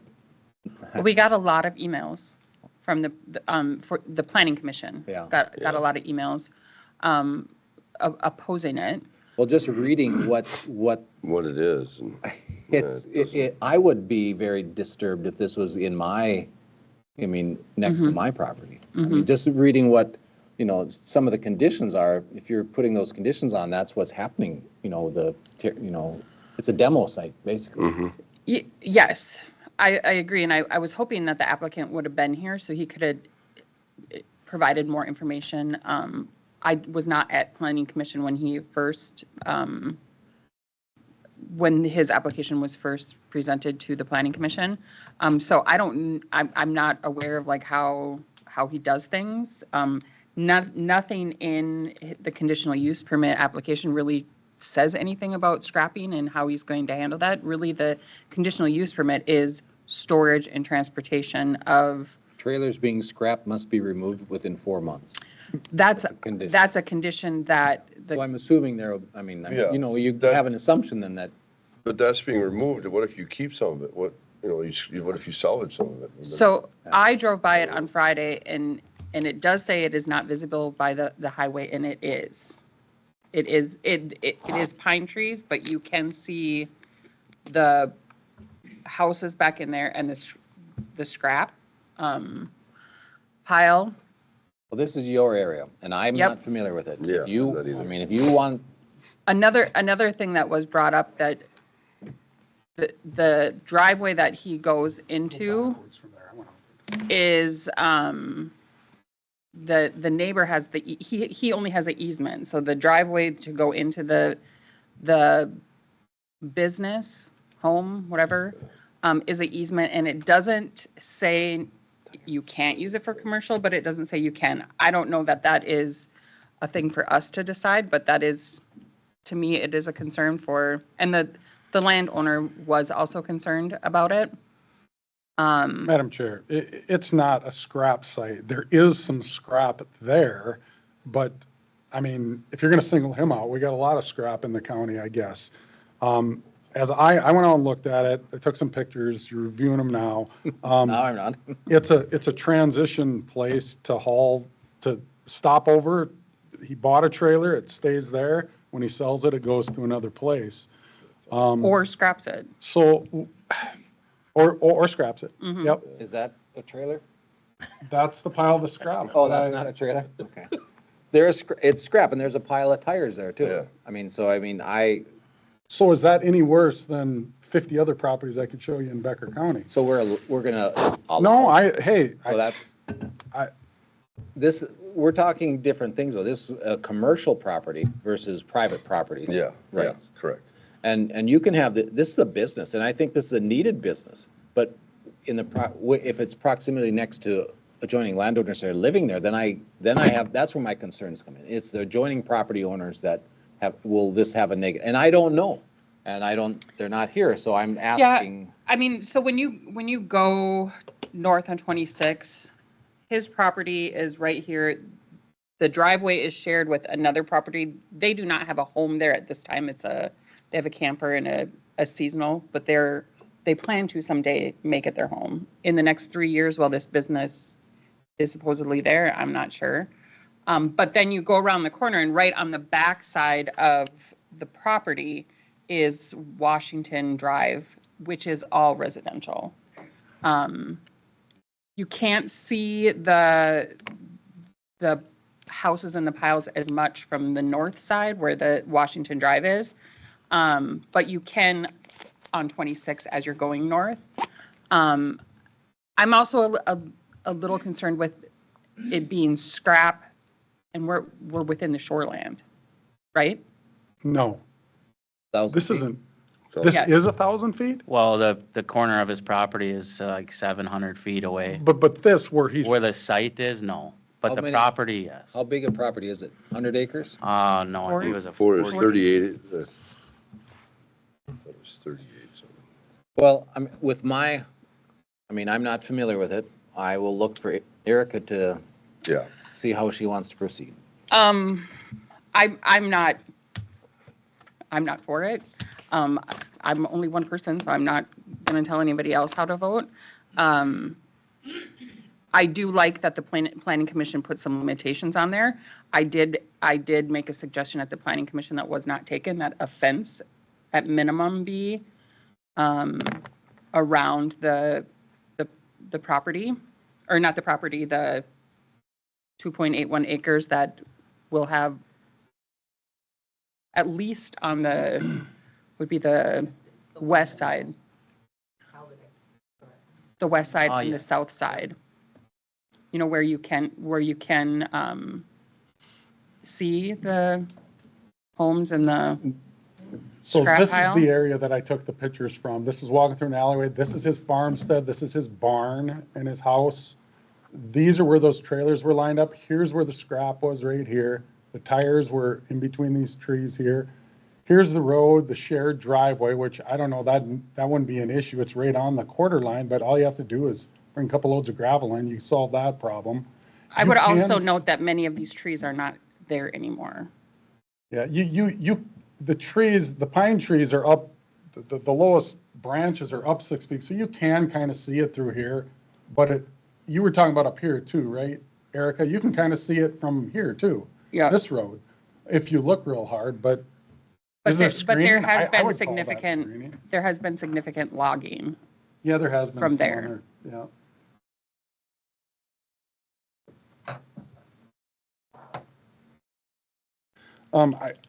Madam Chair, I like the idea of reviewing it in a year and a half. Kyle, you said it was for 3 years. Was it going to end after 3 years? Was that going to be the length? So this is just a, He'd have to come back. You'd have to If request he a wanted meeting. to, if he wanted to extend it, yeah.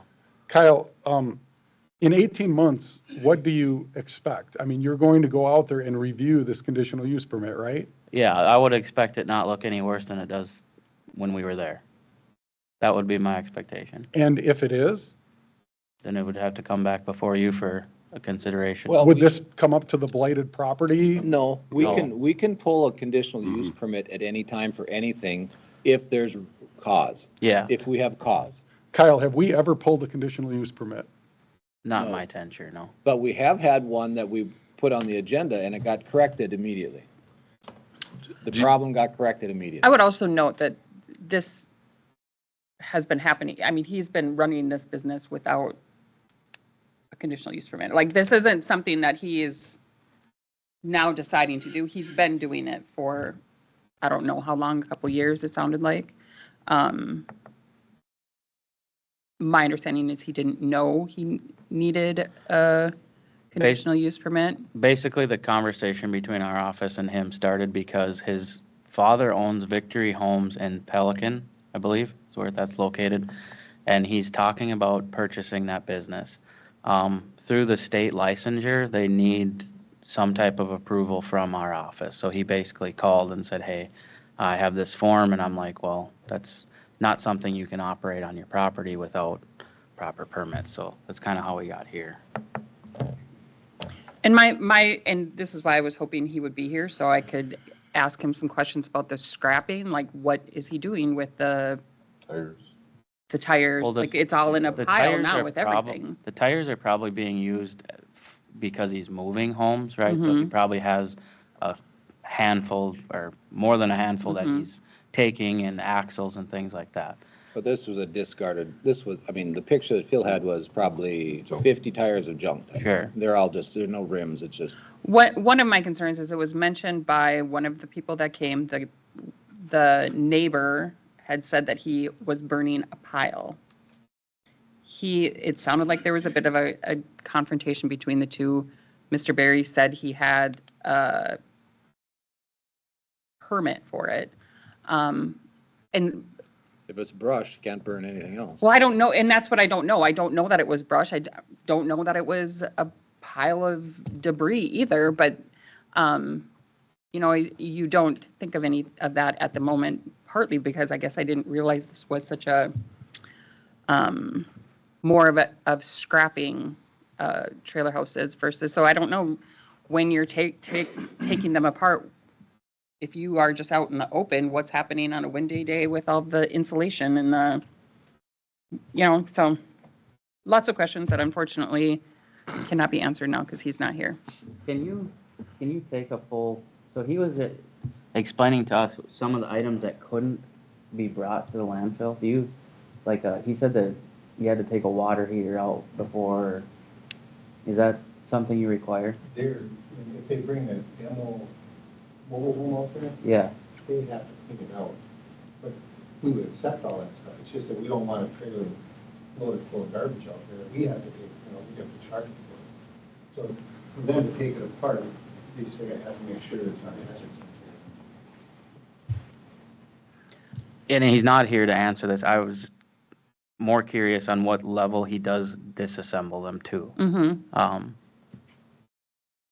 mean, it's a good service. And if it's a 3-year permit, it's one thing, but I think, I don't know, you could table it to our next meeting if you wanted to have them answer questions. I don't think we can because it's already been tabled once by the planning commission, correct? Oh, I could. We can with extend it by reason. 60 days, with reason. Madam Chair, what would tabling bring? Do you need any new information, or you just want to ask the owner more questions, or what question would we need answered by tabling? What are you doing with the salvage? How For much me, you it's tearing likely not apart? going to change What are you anything. burning? He said, I don't know about the burning. I asked him about the salvage pile. He said he's trying to get a roll-off thing from the iron place here in town up there, and he just hasn't got around to it yet. That's what I heard him say. but Kyle, did you that's hear something not like that? Iron scrap. Yeah, this is. There was, Yeah, it's scrap. I didn't, Tires, there's wood. No, the tires are in another, this is mostly, I think mostly. There's a iron. tire there. There's wood there. I think, Appliances. you could put the restrictions on it now.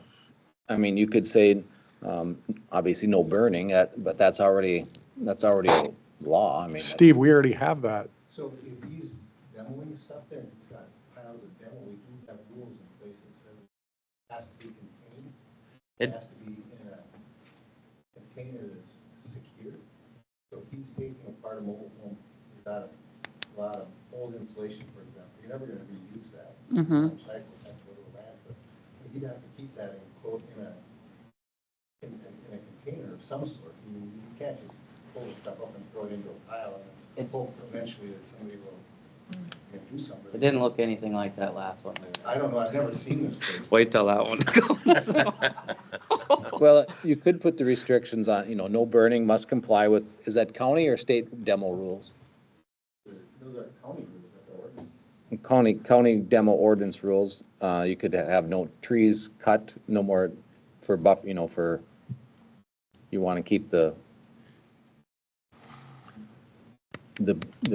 screening with the trees, so no more reducing the screening. Madam Chair, Kyle, if we approve this, in 18 months you go out there and it's worse, what happens from that point forward? We Would pull bring the it here. conditional use permit, Yes. which will take a month or two. We send him attorney letters, you got to get this Yeah, I cleaned mean, up. if he was operating without a conditional use permit, it'd be a misdemeanor. Okay, so by 3 years, it probably, by the time we get around to doing all this stuff, And I mean, you judging by could- blighted properties, You could reduce that 18 months. That was maybe my question. Does that 18 months seem it's logical? half of 3 years. Yeah, That's I don't know. what- Does that seem applicable or should it be Well, less? Remember, you can always review it. You can review it at any day you want. Technically, yes. I mean, and we can, if it's violating the terms of if it's violating, then you can pull it. But if it's not violating, you just don't like it, you can't pull it. If I was going to recommend, I'd recommend with approval with with conditions on it, with the conditions stated and conditions that, no more reducing the screening of trees. And No burning. no burning and complying, and be aware and comply with the county ordinance demo rules. Do you want to make that motion? Well, I mean, I think Erica needs to be somewhat comfortable. It's in her. I mean, I like I'm still not for it. I like having those additional rules. You could, I mean, even not removing any more trees, you're still, especially I mean, it is pine trees, but there are also leaved trees that come fall, you're going to be able to see it more. So. I'll make a motion to approve this conditional use permit with the expansion of no more tree removal Okay. and For screening purposes. for screening purposes, and no burning, which I think That's kind of already is foregone. correct. And follow demo county rules. And they have to just be aware of No burning of, like, demo. I mean, Correct. if he has a fire, a brush or whatnot would be acceptable. That's my motion.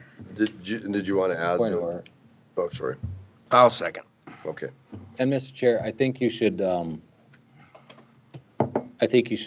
make sure you say concur with planning and zoning and these additional. Yeah. Absolutely. Kyle, one other question. The 4 months, okay, there's a pile of metal out there right now. Since that was there before, if this does get approved, does that get to stay or does that got to go too? Or can we make it I told him when I was there, when we come back in 18 months, there shouldn't be any scrap on site. okay, so that includes the tires, all the stuff. I said scrap. I said that pile that we saw. I said to be in good standing that, and have a good image, that should not be here. Okay, And that's where I expressed to him, a lot of people say I hold on to this because the price of metal is going up or down. I said that really wouldn't be relevant. You should just have this gone. When they come in 18 months or we come, I would suggest that both you and Commissioner Jepson go along with me and, a couple members of the Planning Commission and just. And I would also make sure he understands what Steve had said of if he's demoing, correct me if I'm wrong, if he's demoing trailer houses, they need to be contained in a demo roll-off. He's going to figure out some. Like it can't be just in a pile until he wants to get rid of them. That's- That's not The the, demo is the concern. The scrap pile, it's not going to blow away because that's metal. Yes. The garbage, Insulation would be a problem. right, that's But what I- you want to make sure, and styrofoams and. I noticed That no has to- insulation, styrofoam in the trees. I wasn't looking for it, but I didn't notice it, like up at our transfer station. I That's see what it in our complying with fences. demo county rules would cover that. Yeah, and I mean, to my knowledge, what he's doing is, like, if he picks one up and there is household items in there, he's getting rid of that. He mentioned something about smoke alarms. I don't know if he mentioned smoke alarms and water heaters. I don't think again, He's not demoing completely I down. don't nothing. know. He's just You're right. making them compliant to I don't think he's ripping stuff down to the studs and things like that, taking out sheetrock or, he's not. I don't believe, so.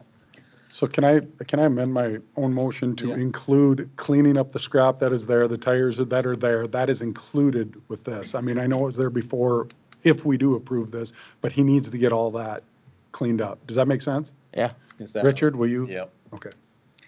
The only other thing I wanted to note is that one of the frustrations for me is in his conditional use permit application, it mentions nothing of scrapping. It's only storage and transportation. So if we approve this and we're saying it's okay for it to be a scrap yard, essentially, if we're allowing scrapping, that was not a part of what was presented to those that were given a notice. So that's my biggest concern, but so we should be approving what is in the conditional use permit. Madam Chair, so with our additional amendment, he's got to clean that up, what you see there now. He's got no burning, so it's got to go in 18 months. If you go out there and it's worse than it is now, we pull the permit and, I mean, that's the way I see it.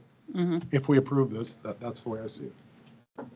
Yeah, and Is that fair? we could recommend that, you mentioned that he get a roll-off. You could stipulate he has that on site. I don't want to tell him how to do his, I'm just. Well, that's following the county ordinance. Well, is but That's from, if it's in for a demo. if it's a pile of scrap or in a roll-off, he don't want to have to have a rent roll-off a all the roll-off time. for that Yes. whole time. That would. But Yes. if it's a pile of scrap and it's not excessive. The and- scrap iron I Clean. can handle being in a pile more Yeah. so than, and because to rent a roll-off would not be. That would be reasonable. expensive. But if you have a If you have scrap, garbage, if you have a pile of scrap iron, one would assume it would be just scrap iron. right. Not a pile with wood and tires Right, and I other think it should be things added in that it. no tire pile. I mean, seeing a pile of tires, I mean, that's, because Yeah. I Phil, agree. to what we did this year, they could say, well, we're just gonna we're gonna stockpile and then wait till the county has a discount. And, I mean, I just think tires get full of water and they just become not a very good Maybe- environment for, Maybe you could limit the amount of tires, because he might, yeah, but he might always be having some tires. He Well- might always be doing that. He might, so, you can certainly clarify it by scrap tire. I mean, a pile of 50 tires, there's not. yeah, not- no, there's no reason for a pile of 50 tires. I don't know, a few tires, I don't know how you'd. You would stick that. estimate there was 50 tires in that pile, wouldn't you, Phil? yes, Yeah, there should. around the, definitely around the. I mean, if it's usable tires, But if you're constantly taking them in, if there's 20 tires or 10 tires, I don't think that's, if he's working on it and constantly doing it, yeah. That's not a huge pile, I would, but. All right, we have a motion and a second. Any further discussion? All right, I'm going to call a roll call vote. I will vote yes. Yes. Yes. No. Yes. All right, motion passes. So we wanted to know what our commissioner in that area Yep, felt like. yep. Well, she asked me first, so I could Okay. I could vote no on it. just because he's I'm not glad here. I'm glad we got some things in place. Let's make sure we follow up on those, and I'm sure you will, so. All right, next one. Stephen and Sarah Skadsum requesting a conditional use permit to operate a therapy and wellness center. Recommendation was to approve. Is everybody familiar with where this one is? Yes. I mean, it's very, very much fits in with the County six, surroundings. Across from the gas station. there. Yeah. I think it's the one house left in that area. Yeah. Again, concerns that I have with this would be adequate parking. And I mean, being we don't have any parking requirements for our businesses, this is a conditional use for a therapy, and it's not commercial, so it can't switch over. And I think that would be the concern. Therapy, you're talking a couple cars at a time maybe, but parking is something that we need to. We did talk about We that, did. and there is enough, she thought that the parking that was available there was sufficient for, she didn't think, she said it was sufficient for what they need. And I think if you look at the property, it does show that there is. Yeah, I vaguely familiar with it, but I just, something that we have to keep an eye on is if there's adequate parking for the business that they're applying for. Yeah, I agree. Madam Chair, Commissioner Nelson, we did ask about it, and I don't remember, the conversation went off to something else, I think, but it. I just remember her saying that parking was adequate. sufficient It and was that better there than what she wasn't. had now. I Mhm. remember saying that. I want to say there was like 6 spots or. Yeah, I think that's right. I thought there was 6. 6 spots, but if that's parking behind someone, how is that? Yeah, Again, this will have a negative effect on her business if it's not appropriate. Mhm. But I think it's something that the county we should have when we have a conditional use like this, we should require showing where the parking is on a site map. oh, yeah. And she currently, I don't remember where her business is now. She's running the business out, she's just grown out of it. Madam The Chair, Greystone? I don't remember where, but. Madam Chair Kyle, could we dig down on does this need to be approved now, or can we? I think hold we off on can this approve it until- now because I think it's got enough Condition it? area. I think it does need to be As of approved right now now, solely there's because there's a parking. sale pending. We will Okay. expand And parking. this is, I'm fine with it being approved. I just want us to look at that when we address things. And Yeah. I think there's, But you're not, if it's approved and there's not enough parking and people are parking on County Road 6, we don't want that. well, they cannot park on county. They can't roads. come park. Do you Well, have- you Well, can, They will. well, you can make that a condition. No parking on County Well, Road 6. We It's can make right- a condition on the county road to no parking In- at any time. In the application, she says, as of right now, there's adequate parking. As business grows, we will expand parking as needed. We can, So we does she can, have room we to can expand? define that better if we want. I just think So- we don't require that now. I think in the future, we require Yeah. parking spaces and for conditions. So this is the house right here, right? So this is, I'm that looking at that one. overholds, here's County 6, it's right here, it's Yep. this property, right? Yeah.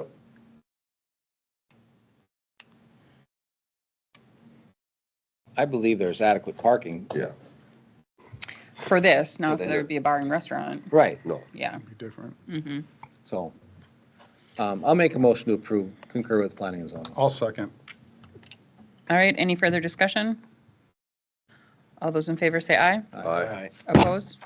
Motion Kyle, carries. Kyle, do we have something for parking, like for situations like this? Do we ask the question? That's what, there's a question in there, yes, Yeah. but we Yeah. could start requiring, more detail. Maybe even just how many parking spots do you Yeah. need? Sure. How many employees and how many parking spots and do you need now, and do you anticipate needing down the road something? Sure. like that? Yeah. Okay. Absolutely. Do we have Thank anything you. in the zoning ordinance that requires number of, is that just for bars and? No, retail, there's like a, number of parking spots per square foot or something? yes, so there's, sometimes it depends on square foot of type building, of business? type of business, yeah. Okay, And there, so we have something in there. we do. Okay. All right, next one up, Prairie Lake Investments, requesting an amendment. Request an amendment to recorded document number 715209 for a reduction from 350,000 cubic yards to 50,000 cubic yards of material extracted in the described 20-acre area. Amendment will include no crushing of material. Also includes the sale of existing excess topsoil from the plat of Prairie Lake Estates. And then there was one, so it was recommended to approve with findings and with the removal of the requirement for berms. Through the first conditional use permit, there was a requirement for like 7-foot berms to be created around the mining area. Not deemed necessary anymore. Yeah,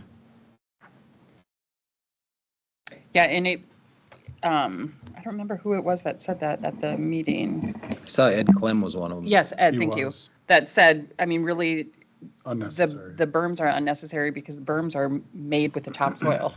So they're made for like, Well, and the topsoil is going to be. I think crushing sold. would be the big one you want the berm for, if you're reducing it. But I think we have a gentleman who would like to address the board. Yep. Morning, Jeff Zeltinger, Highmark Avenue. I'm not here to oppose this at all. I'm just looking for some assurance that the quantities are kept to what they're asking. Madam Chair, I saw the look on your face when you got the answer that you weren't satisfied with. The stuff is weighed going out, isn't it? Or does it have to be, or, Not necessarily. so that's kind of what you were, how do you know if it's 50 and I would not like, 150? Yeah, up approximately 10,000 cubic yards of black dirt, 9 to 11, 8 to 12, 7 to 13. It's a big black dirt pile out there. I think if they surveyed it, you'd know exactly how much you had. And if it's 20,000, then that's not approximately 10,000. What is the What's the concern? difference? Yeah. The amount What of it is. trucks going by my house, I guess, and the noise and the dust created by this operation. Madam Chair, the road is dust guarded, right? Yeah. So the dust, maybe the dust from the facility, but once it gets on the road, I guess, is the concern that there's, I mean, the pile's there, correct? There's a pile of dirt there, yeah. So, and you're okay with them removing that pile of dirt? Well, as long as it's I mean, approximately are you worried 10,000 about there's, cubic yards. are Yeah, you but worried about know, there's more, that they're going to do more excavating somewhere else and add No, that? no, I'm Okay. just worried that there's going to be twice as many trucks as what they're asking for. So they're you're, all estimates though in doing this kind of work. And actually, I was out there and the development is looking very nice and absolutely nowhere near the problem that was brought up here and all the, The problem was never the development. well, no, the problem was removing material. And to make a development, you need to remove the material to, there would be no sense in leaving a pile of black dirt there. What has to go, has to go. And once it's done, it'll be done. And so, I don't know. My question, and this is for you, Kyle, is the request is to sell the 50,000 cubic yards of topsoil. no, no. So you previously approved 350,000 cubic yards in the 20 acre In the portion. gravel Yep. portion. Property. That 20 acre portion was basically the topography was hilly and whatnot. Yep. And they wanted to remove basically that material to make it saleable lots. Mm-hmm. So that 20 acre portion now is going to remain, or it's not going to be developed. Mm-hmm. So the amount of material can be reduced immensely. And then there was also found to be not enough aggregate in that 20 acres to be making gravel. So that is being reduced to 50,000 cubic yards of basically pit run sand. And that sand is going to be used in portions for Prairie Lakes development to get their lots in buildable shape. And then also if there's any projects in vicinity that also need material. So that's 50,000 cubic yards of sand. The 10,000 cubic yards of topsoil is in an existing pile that was stripped and was excess amount of black dirt that's piled there currently. So it's 10 and 50. And the 10 is what is being sold. And the 50 will be sold too. And the concern is that this pile of topsoil might be more than 10. Correct. If it is more than 10, does it have to stay there, or can he get rid of it and just not sell it? Or like, so I want to be careful that we're not putting, like, this, it doesn't necessarily mean that you're still not going to have the trucks there. Like, I don't know that limiting it is going to necessarily limit the trucks, and that's, I guess, my question. So, I mean, it's an approximate number, right? Mm-hmm. And then that number was basically given by a contractor. That's what the contractor believes, to the best of his knowledge, Is there. is 10,000. Right. So I think, when you're looking at that, I think, I'm not going to say that a contractor can get within 1,000 yards, but he should certainly be able to get within a few or 5,000. I mean, I don't think, if he says there's 10 there certainly should not be 20. Madam Chair, just remember when we initially went through this, it was 700,000 cubic yards. I think we cut that in half, and now we're down to 50. As far as trucks, I get your concern with the trucks, but it's going to be a lot less than what was just needs to disturbed be before. developed. I don't know how they Job measured just it. I needs don't to know how be they done. Mr. And it's Chair, really, or Madam really Chair. hard to do this kind of job and make money sometimes. And when somebody starts limiting, you can take this, it just needs to be done. And once it's done, it'll be over Madam with. Chair, And just a reminder, our job is not to ensure the contractor makes money or the developer. Well, I mean, that is, no, that. so what I You was going to shouldn't say. tie their hands so that they can't, and that's what you want to tie their hands, and it just, that's a big investment. This is America, you can't own 5 acres and control 400 acres around you. Let the guys, they're doing a nice job. It's beautiful out there, and it's going to be nice. Let them do their job and try and make a buck at it. We can't tie their hands so they can't make a buck. If there's 15,000 yards, let them sell it and get it out of there. Okay. Madam Chair, I'll move to approve the amendment to the recorded document number 715209. I'll second. I just want to make sure, did that include the berm? No, Bert. But what If you would just. You have to, concur with no berms? you have to concur with the planning and zoning, Yeah. because then you're agreeing to what their And that was conditions part of are. the amendment. And that was that's what I was making sure that was part of the amendment. Okay. Madam Chair, I guess, does it say exactly the number of cubic yards for black dirt? Approximately 10,000. It says, I just want them to follow the rules. I just want them to be able to do the job. I just bought a pile of black dirt that was 5,000 yards, and when I hauled it away, that's what they estimated. When I hauled it away, it was 7. In Okay. our thing, it does not So- state any amount of. No, it does not. It's in the Topsoil. mining operation plan, it's estimated total cubic yards of material to be extracted, 10,000 cubic yards of excess topsoil and 50,000 cubic yards. So I think we want to, and I think it's probably clear in there, the 10,000 cubic yards of topsoil is not on the original 20-acre gravel pit. That's on, Hauled over there now. oh, it's, I don't know if it's on the pit. It's been hauled up to basically the south line of that 20-acre piece. They put it all in one pile. okay. So just so it's reflected in the motion that that's all that's allowable then to be moved, is that, so that the current pile, which is estimated at about 10,000 cubic yards, give or take a 10%? Is it all in one pile?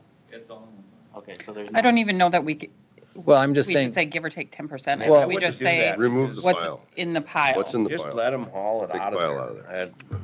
then I just, Nick, I just had another question then. I think Kyle said or referenced that the 20 acres now is, I mean, you don't have plans, it's not in the works anyway, the 20 acres to be developed at this time, but you're not saying ever, you're just saying at this time. Not in our ownership for a lake investment. Okay. Which I think it's going to sell to the Headstroms. Are they going to Okay. develop it someday? I can't answer. Yeah, I mean, I just don't like some of the, like, sometimes we get ahead of ourselves. This is not something where we're saying it'll never be developed. I mean, we shouldn't think that. I mean, but No, and the only reason I stated that is because the applicant did sign a written agreement with the opposition surrounding, or not, there's some members that were in the lawsuit that did not live next door to it, but they signed a written agreement, and that was included. I believe that 20 acres would not be developed, right? Yeah. And that would be by that. Prairie Lake. Yeah. okay. Okay, did we have everything in the motion that we needed? It was Or we- in the amendment, so, or yeah, right there. To give you some satisfaction, maybe the office will monitor that to make sure that that's complied with just the pile. I mean, I do think it's piled, and you're not disputing that pile can go. And I don't think a contractor will be off by a significant amount on that. And I don't know if there's any other. I mean, my only thought is what if it's 15,000? Are you okay with 15,000? Or, do you know what I mean? Like, we know what the pile is. 15, I'm not okay with 20.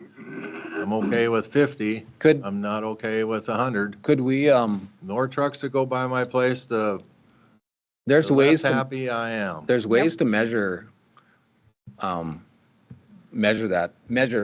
piles, and Jim and I were having a conversation right before, and there's some fairly, easy ways to do some of that mapping. So maybe even internally, we can ask that we do some measuring of the pile. As long as we're close, we're going to be fine, but the topography of the land too, to make sure we're Well, going to be close. I mean, we've already had a contractor out, to the best of his knowledge, says it's Right, I'm 10,000 thinking more square. about the 20-acre parcel on the 50,000 to make sure that we stay within somewhere reasonable on that.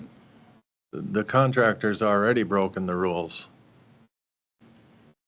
So I think, and we can do that just internally. It doesn't need to be part of the conditional use because it's 50,000, and we can measure that. We can send out measuring crews to make sure we stay compliant with that. I hope we don't do that. I hope, because when you start saying, I don't want trucks and I don't want this and I don't want that, then that's really tying people's hands, and you're tying up their investments. And, if you live in town, you can control you're probably your neighbor house is going to be there. But when you move out into the country and want to control everything around you and make it really hard to develop, we're short of housing. We're short of people who want to invest money and go through all this, because this is very stressful, and it's really a hard way to go. Madam It Chair, is stressful. I think what we're saying here is not the request is 50,000. If they Yes. wanted 100,000, they should have requested That's right. 100,000. Follow the rules. If they want 50,000, we say, yes, we want to make sure that stays within the rules. What is wrong with that?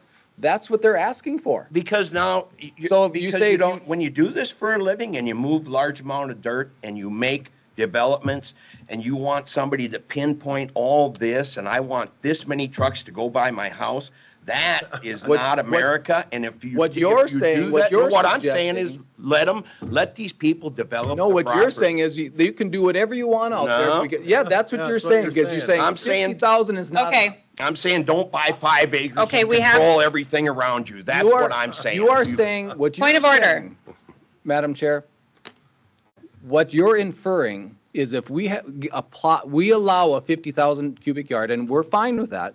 But what you're implying is they can go out and do whatever you want because we don't want to measure that. That's what you're implying when you're saying what you're saying. No, I'm saying the I'm 50,000 saying- should be 50,000. I'm saying I do it for a living, Barry, and the contractor just Madam Chair, estimated I think we need to me move on. 5,000 yards, but it Okay. was 7. So we have a motion and a second to concur with planning and zoning's recommendation of the amendments.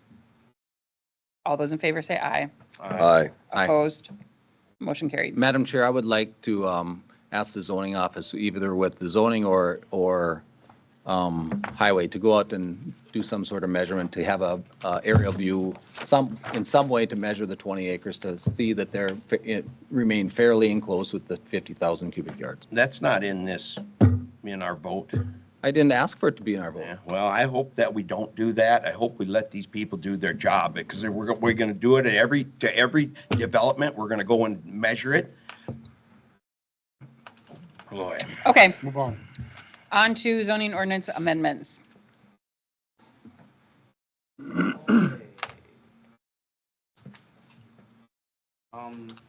The first is requirements regulating wind, solar, and data centers. Essentially, just trying to get ahead of one of these being applied within Becker County. There's always the option to put a moratorium in place if something does get applied for. Basically, none of us are experts in data centers, wind energy, or solar energy. So this is a mechanism just to put in place. So if one is applied, it at least has to come before you. At that time, there'll probably be many people speaking about the application, and we could certainly learn more at that time. It doesn't mean in the meantime that we won't continue to try and figure out if there is some good regulations that we could be looking at.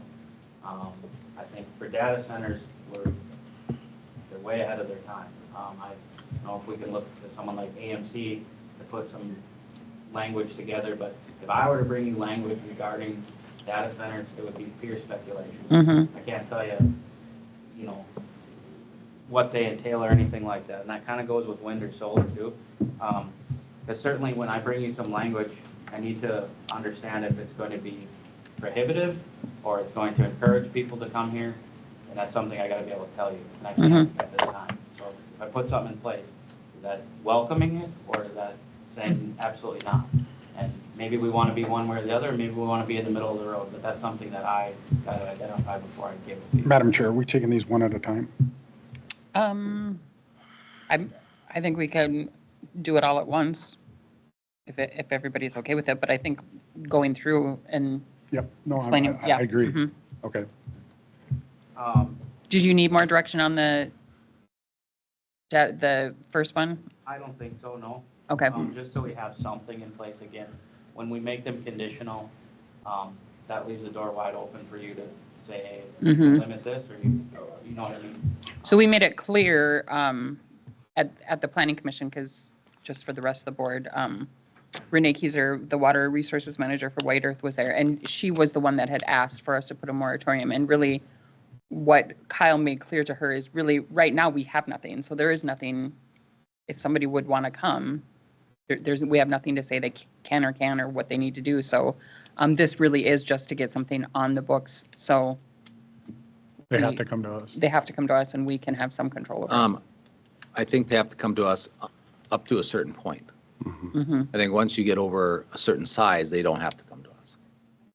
Oh, And they go to the state? They just get a, For- for data centers for too? solar. I was going to say Solar. solar and Solar. wind, yes, Not, but data centers, I Yeah, don't know. probably maybe something with the PUC. I'm not sure. Yeah. The thresholds up right on. I think it was 5,000. Good point there. Madam Chair, Kyle, where did you come up with the language that we're going to be voting on here? Is that something other counties have used? No, basically, number one, we wanted to make it conditional, and then at the zoning ordinance advisory committee, we just discussed where these should or shouldn't Yeah. be. I believe we said that solar could be in the shoreline district, and wind and data centers may not. Madam Chair, this is just specific to the data centers. I know this has been a hot topic in other counties as well, and some have done moratoriums until they have all their ducks in a row and deciding what, and the others as well. So this is not a unique situation trying to be dealt with in our county. This is across the state. if, let's say we would have an application for a data center specifically, would we have the ability to put a moratorium on it at that time? Yes, But, okay, I just want to make sure that that's. After application? I believe so. Could we verify that, just to? I know there's certain steps that we have to go through. Right. We learned that in the Yeah, feedlot one, we but. learned that one. But, Not from our administration. yeah, no, I believe. Not it you. is After. You certainly still have, but I can clarify. yeah, let's just clarify. I just had that assumption, otherwise we probably would have been ahead of this a lot farther, but Mhm. knowing that you can do it is Yeah. the safeguard, but I will verify. Yeah, verify that we can. If not, then it might be a good idea for us to consider. Expedite it. Mm-hmm. Okay, any other, The only thing on data centers, I mean, I think there would, I mean, you probably, if you want to get kind of specific on them, I think there should be a setback on all recreation lakes and maybe environmental too. I mean, well, for data centers, I think we said not in the shoreline. but that's only 1,000 feet. Oh, But yeah. we could just increase that. I mean, a data center shouldn't be within 1,000 feet of a recreational lake. No. I mean, because a data center, what do they take up? Hundreds and hundreds of acres. Mm-hmm. Well, And potentially. Mm-hmm. the one I think in Harwood Hermantown, is, Harwood, yeah, the one up, I think isn't there one up by Duluth area? anyway, So- something to, Okay, anybody have any other questions on the other amendments? Or do you want anything, to point anything out, I Kyle? don't think so. Oh, well, on the other one? Yeah, on the Yes, other ones. Absolutely. Letter B, there were some comments in there regarding vegetation alteration within the shoreland area. Lengthy discussion on those amendments themselves amongst the zoning ordinance advisory committee. I just want to say, I believe there was 12 people in that room, so these things have been very vetted. But through the DNR's comments, anytime you have basically an amendment that affects the shoreline district, we have to have DNR approval that is consistent with their model shoreline ordinance. So there's some comments, I believe, in your packet that we got from them. One of them, I'm not sure we could win the battle on, and that's regarding steep slopes. A lot of our discussion around steep slopes was that when you think steep, you probably think something that's vertical, right? You know, a steep slope, I believe our definition is a change in elevation of 6 feet and 50 feet, which is not much. wasn't it 12 to 1 Yeah, I thought it was 12%. or 10 to 1? 12. It was a percent. I thought it was 6 and 50. It was yeah, the length of the room was a foot or so, it was very, Yeah, so it just prohibiting stuff in those areas is very restrictive. Again, we're not talking bluffs and things like that. We are all in agreement that they should be protected. I don't know that we could win that battle, or what I should say is not battle, but the DNR does have an allowance for flexibility.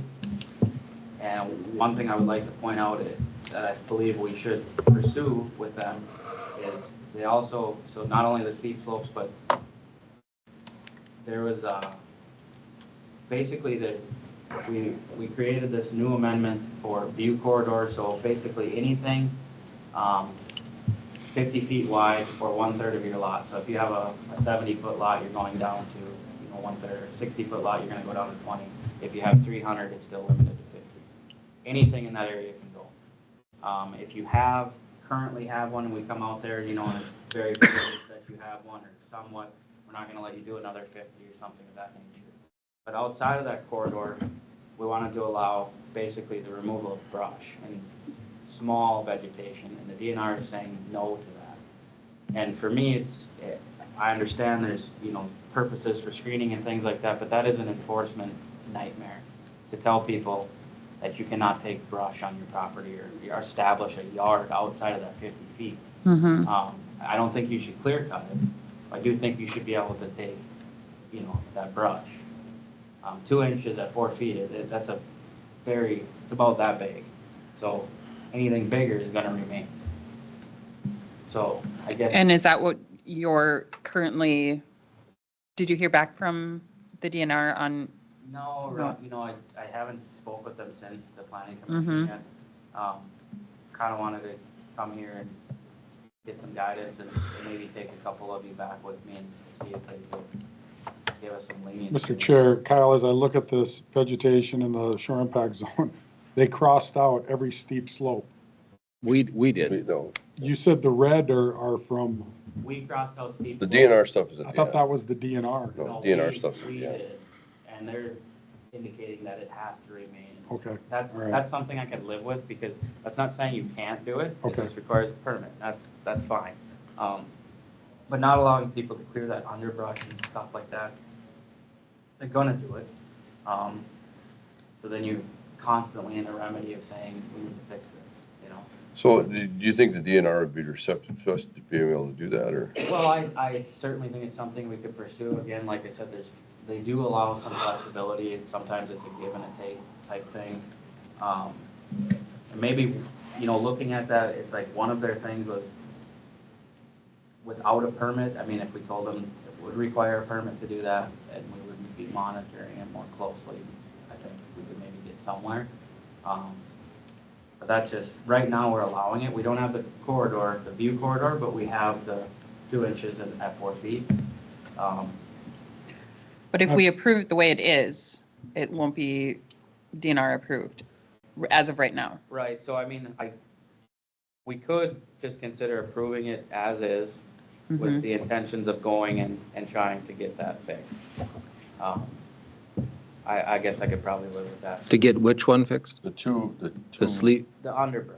The underbrush. So you're So- saying approve it with the steep slopes in there? No, Yeah, I don't think it'll win the steep slope battle of, you know, and I mean, the group was, and I agree with them, they did not like steep slope language just because of how restricted it is, but I don't know that we'll get anywhere on that one.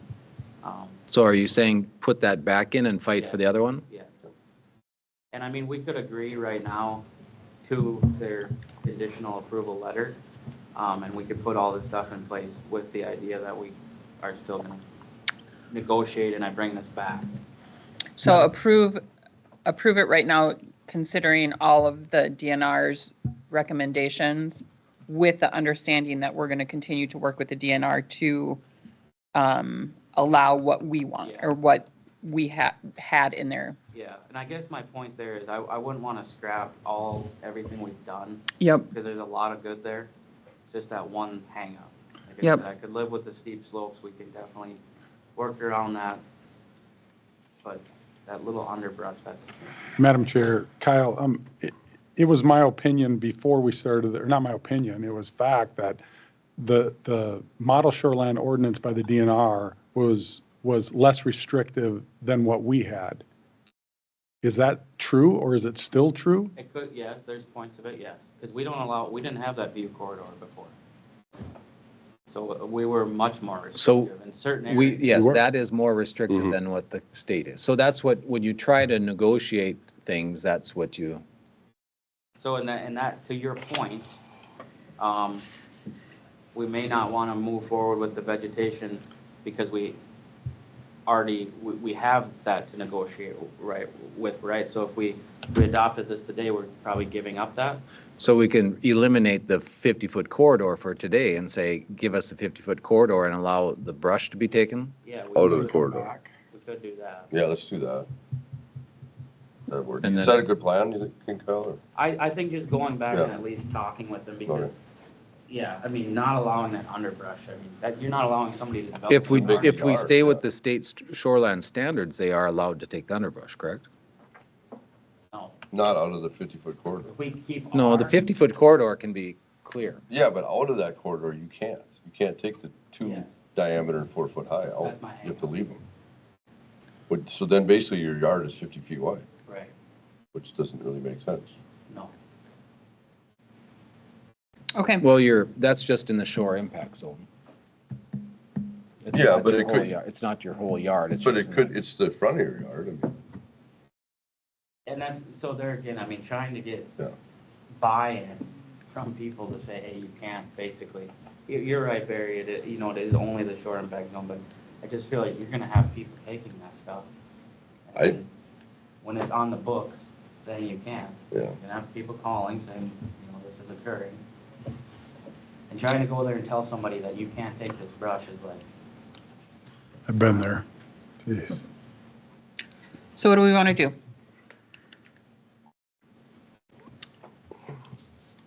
Take away the 50-foot corridor and, I don't know, Have what continued would, conversation with the I'm DNR? not getting what we have to bargain with the state on that brush.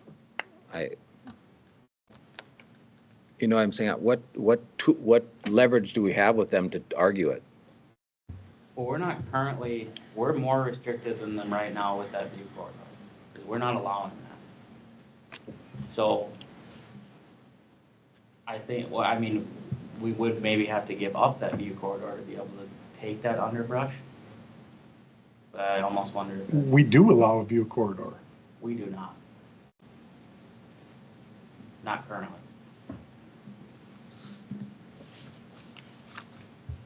You can take basically any vegetation that's under 2 inches and 4 feet in height, anything that's dead, disease, or hazard, and you can trim trees.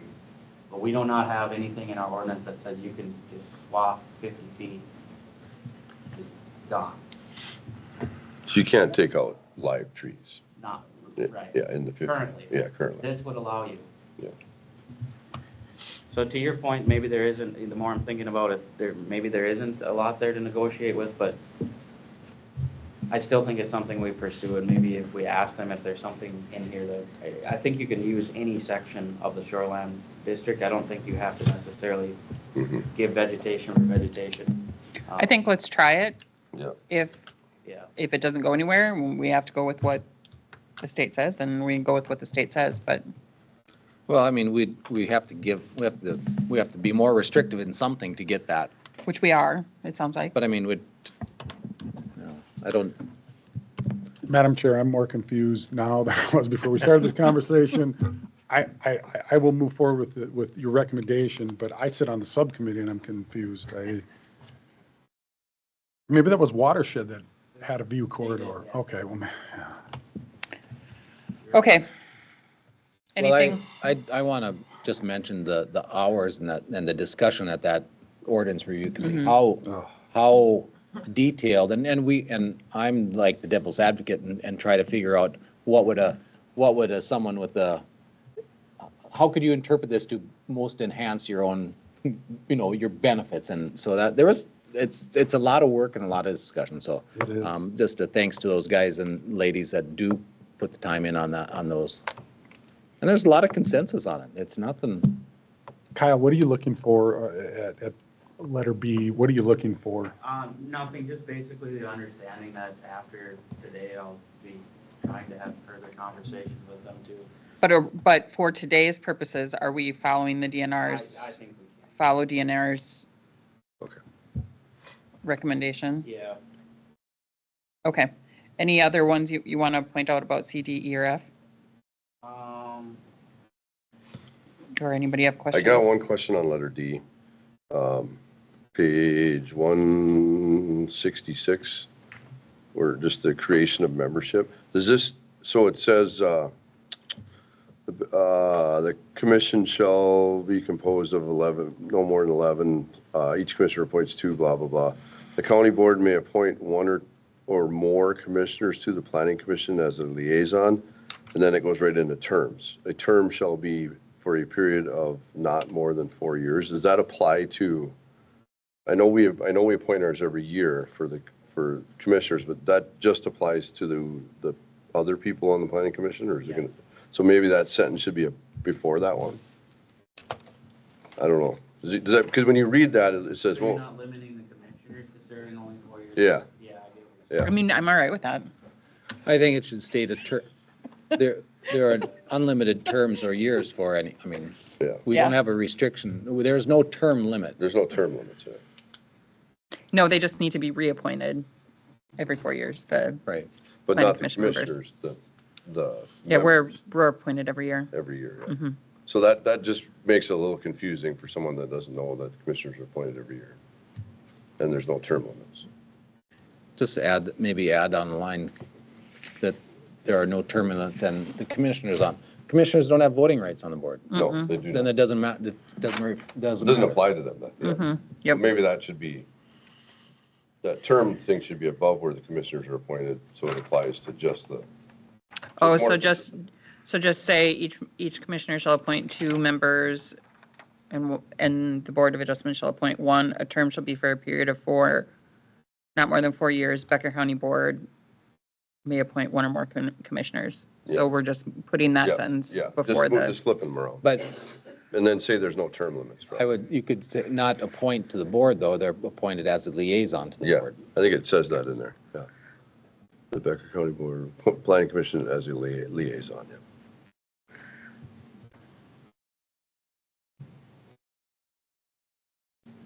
I mean, actually, what I would suggest is the Becker County Board may appoint one or more commissioner to the Planning Commission. I say let's just put that as the last sentence, because a lot of these other sentences in there do relate not to the commissioners. Yeah. So instead of trying to move everything around, let's just move that sentence to the end of the very paragraph. end, yeah. That'd be easy fix. This is the most simple one to change, and Yep. we're having this much conversation about it. All right, anything else? Yeah, just two things. I want to point out that in that DNR letter, just to be clear, there's conditions in there that have to be met, and then there's recommendations. Mhm. We would only be following what has to be done. Yep. Not their recommendation language. So follow the DNR requirements, not recommendations. Yep. And then under requirements for structure definitions, we've eliminated sidewalks, fences, driveways, and retaining walls. Purpose of that for sidewalks, fences, and retaining walls is those typically, I mean, you have sidewalks that go all the way to the lake, you have a retaining wall within a side yard setback or the lake. Fences you have on a property line, so they don't meet setbacks typically. But driveways, I would certainly like that to be removed as a structure because they are often placed in areas that don't meet setbacks. But I just want to note that there has been complaints, there's active complaints on driveways not meeting setbacks. I just want to be clear and upfront about that. That one sometimes could garner some confrontation, but again, they often don't meet them. When people subdivide land, they normally will go right to an approach or something. You're not talking about pervious surface, you're just talking about Setbacks. Mhm. Yes, they will still count against your lot. Okay. There was one question on DNR about pervious, now you remind me of that. They said that statement that we had in there that crossed out about 25%. Is that, we have that obviously stated somewhere else? We do. Yeah, It's okay, funny okay, because yeah. you notice in their comments, they said being redundant. Yep, But we removed that not to be redundant. Yep. And they're telling us to be redundant, so, yeah. Okay. But we do, and I'll That- put it back. yeah, and so, yeah, that makes sense. Okay. The building height one, what it says, proposed outside of the shoreland, should we say shoreland district? Yes.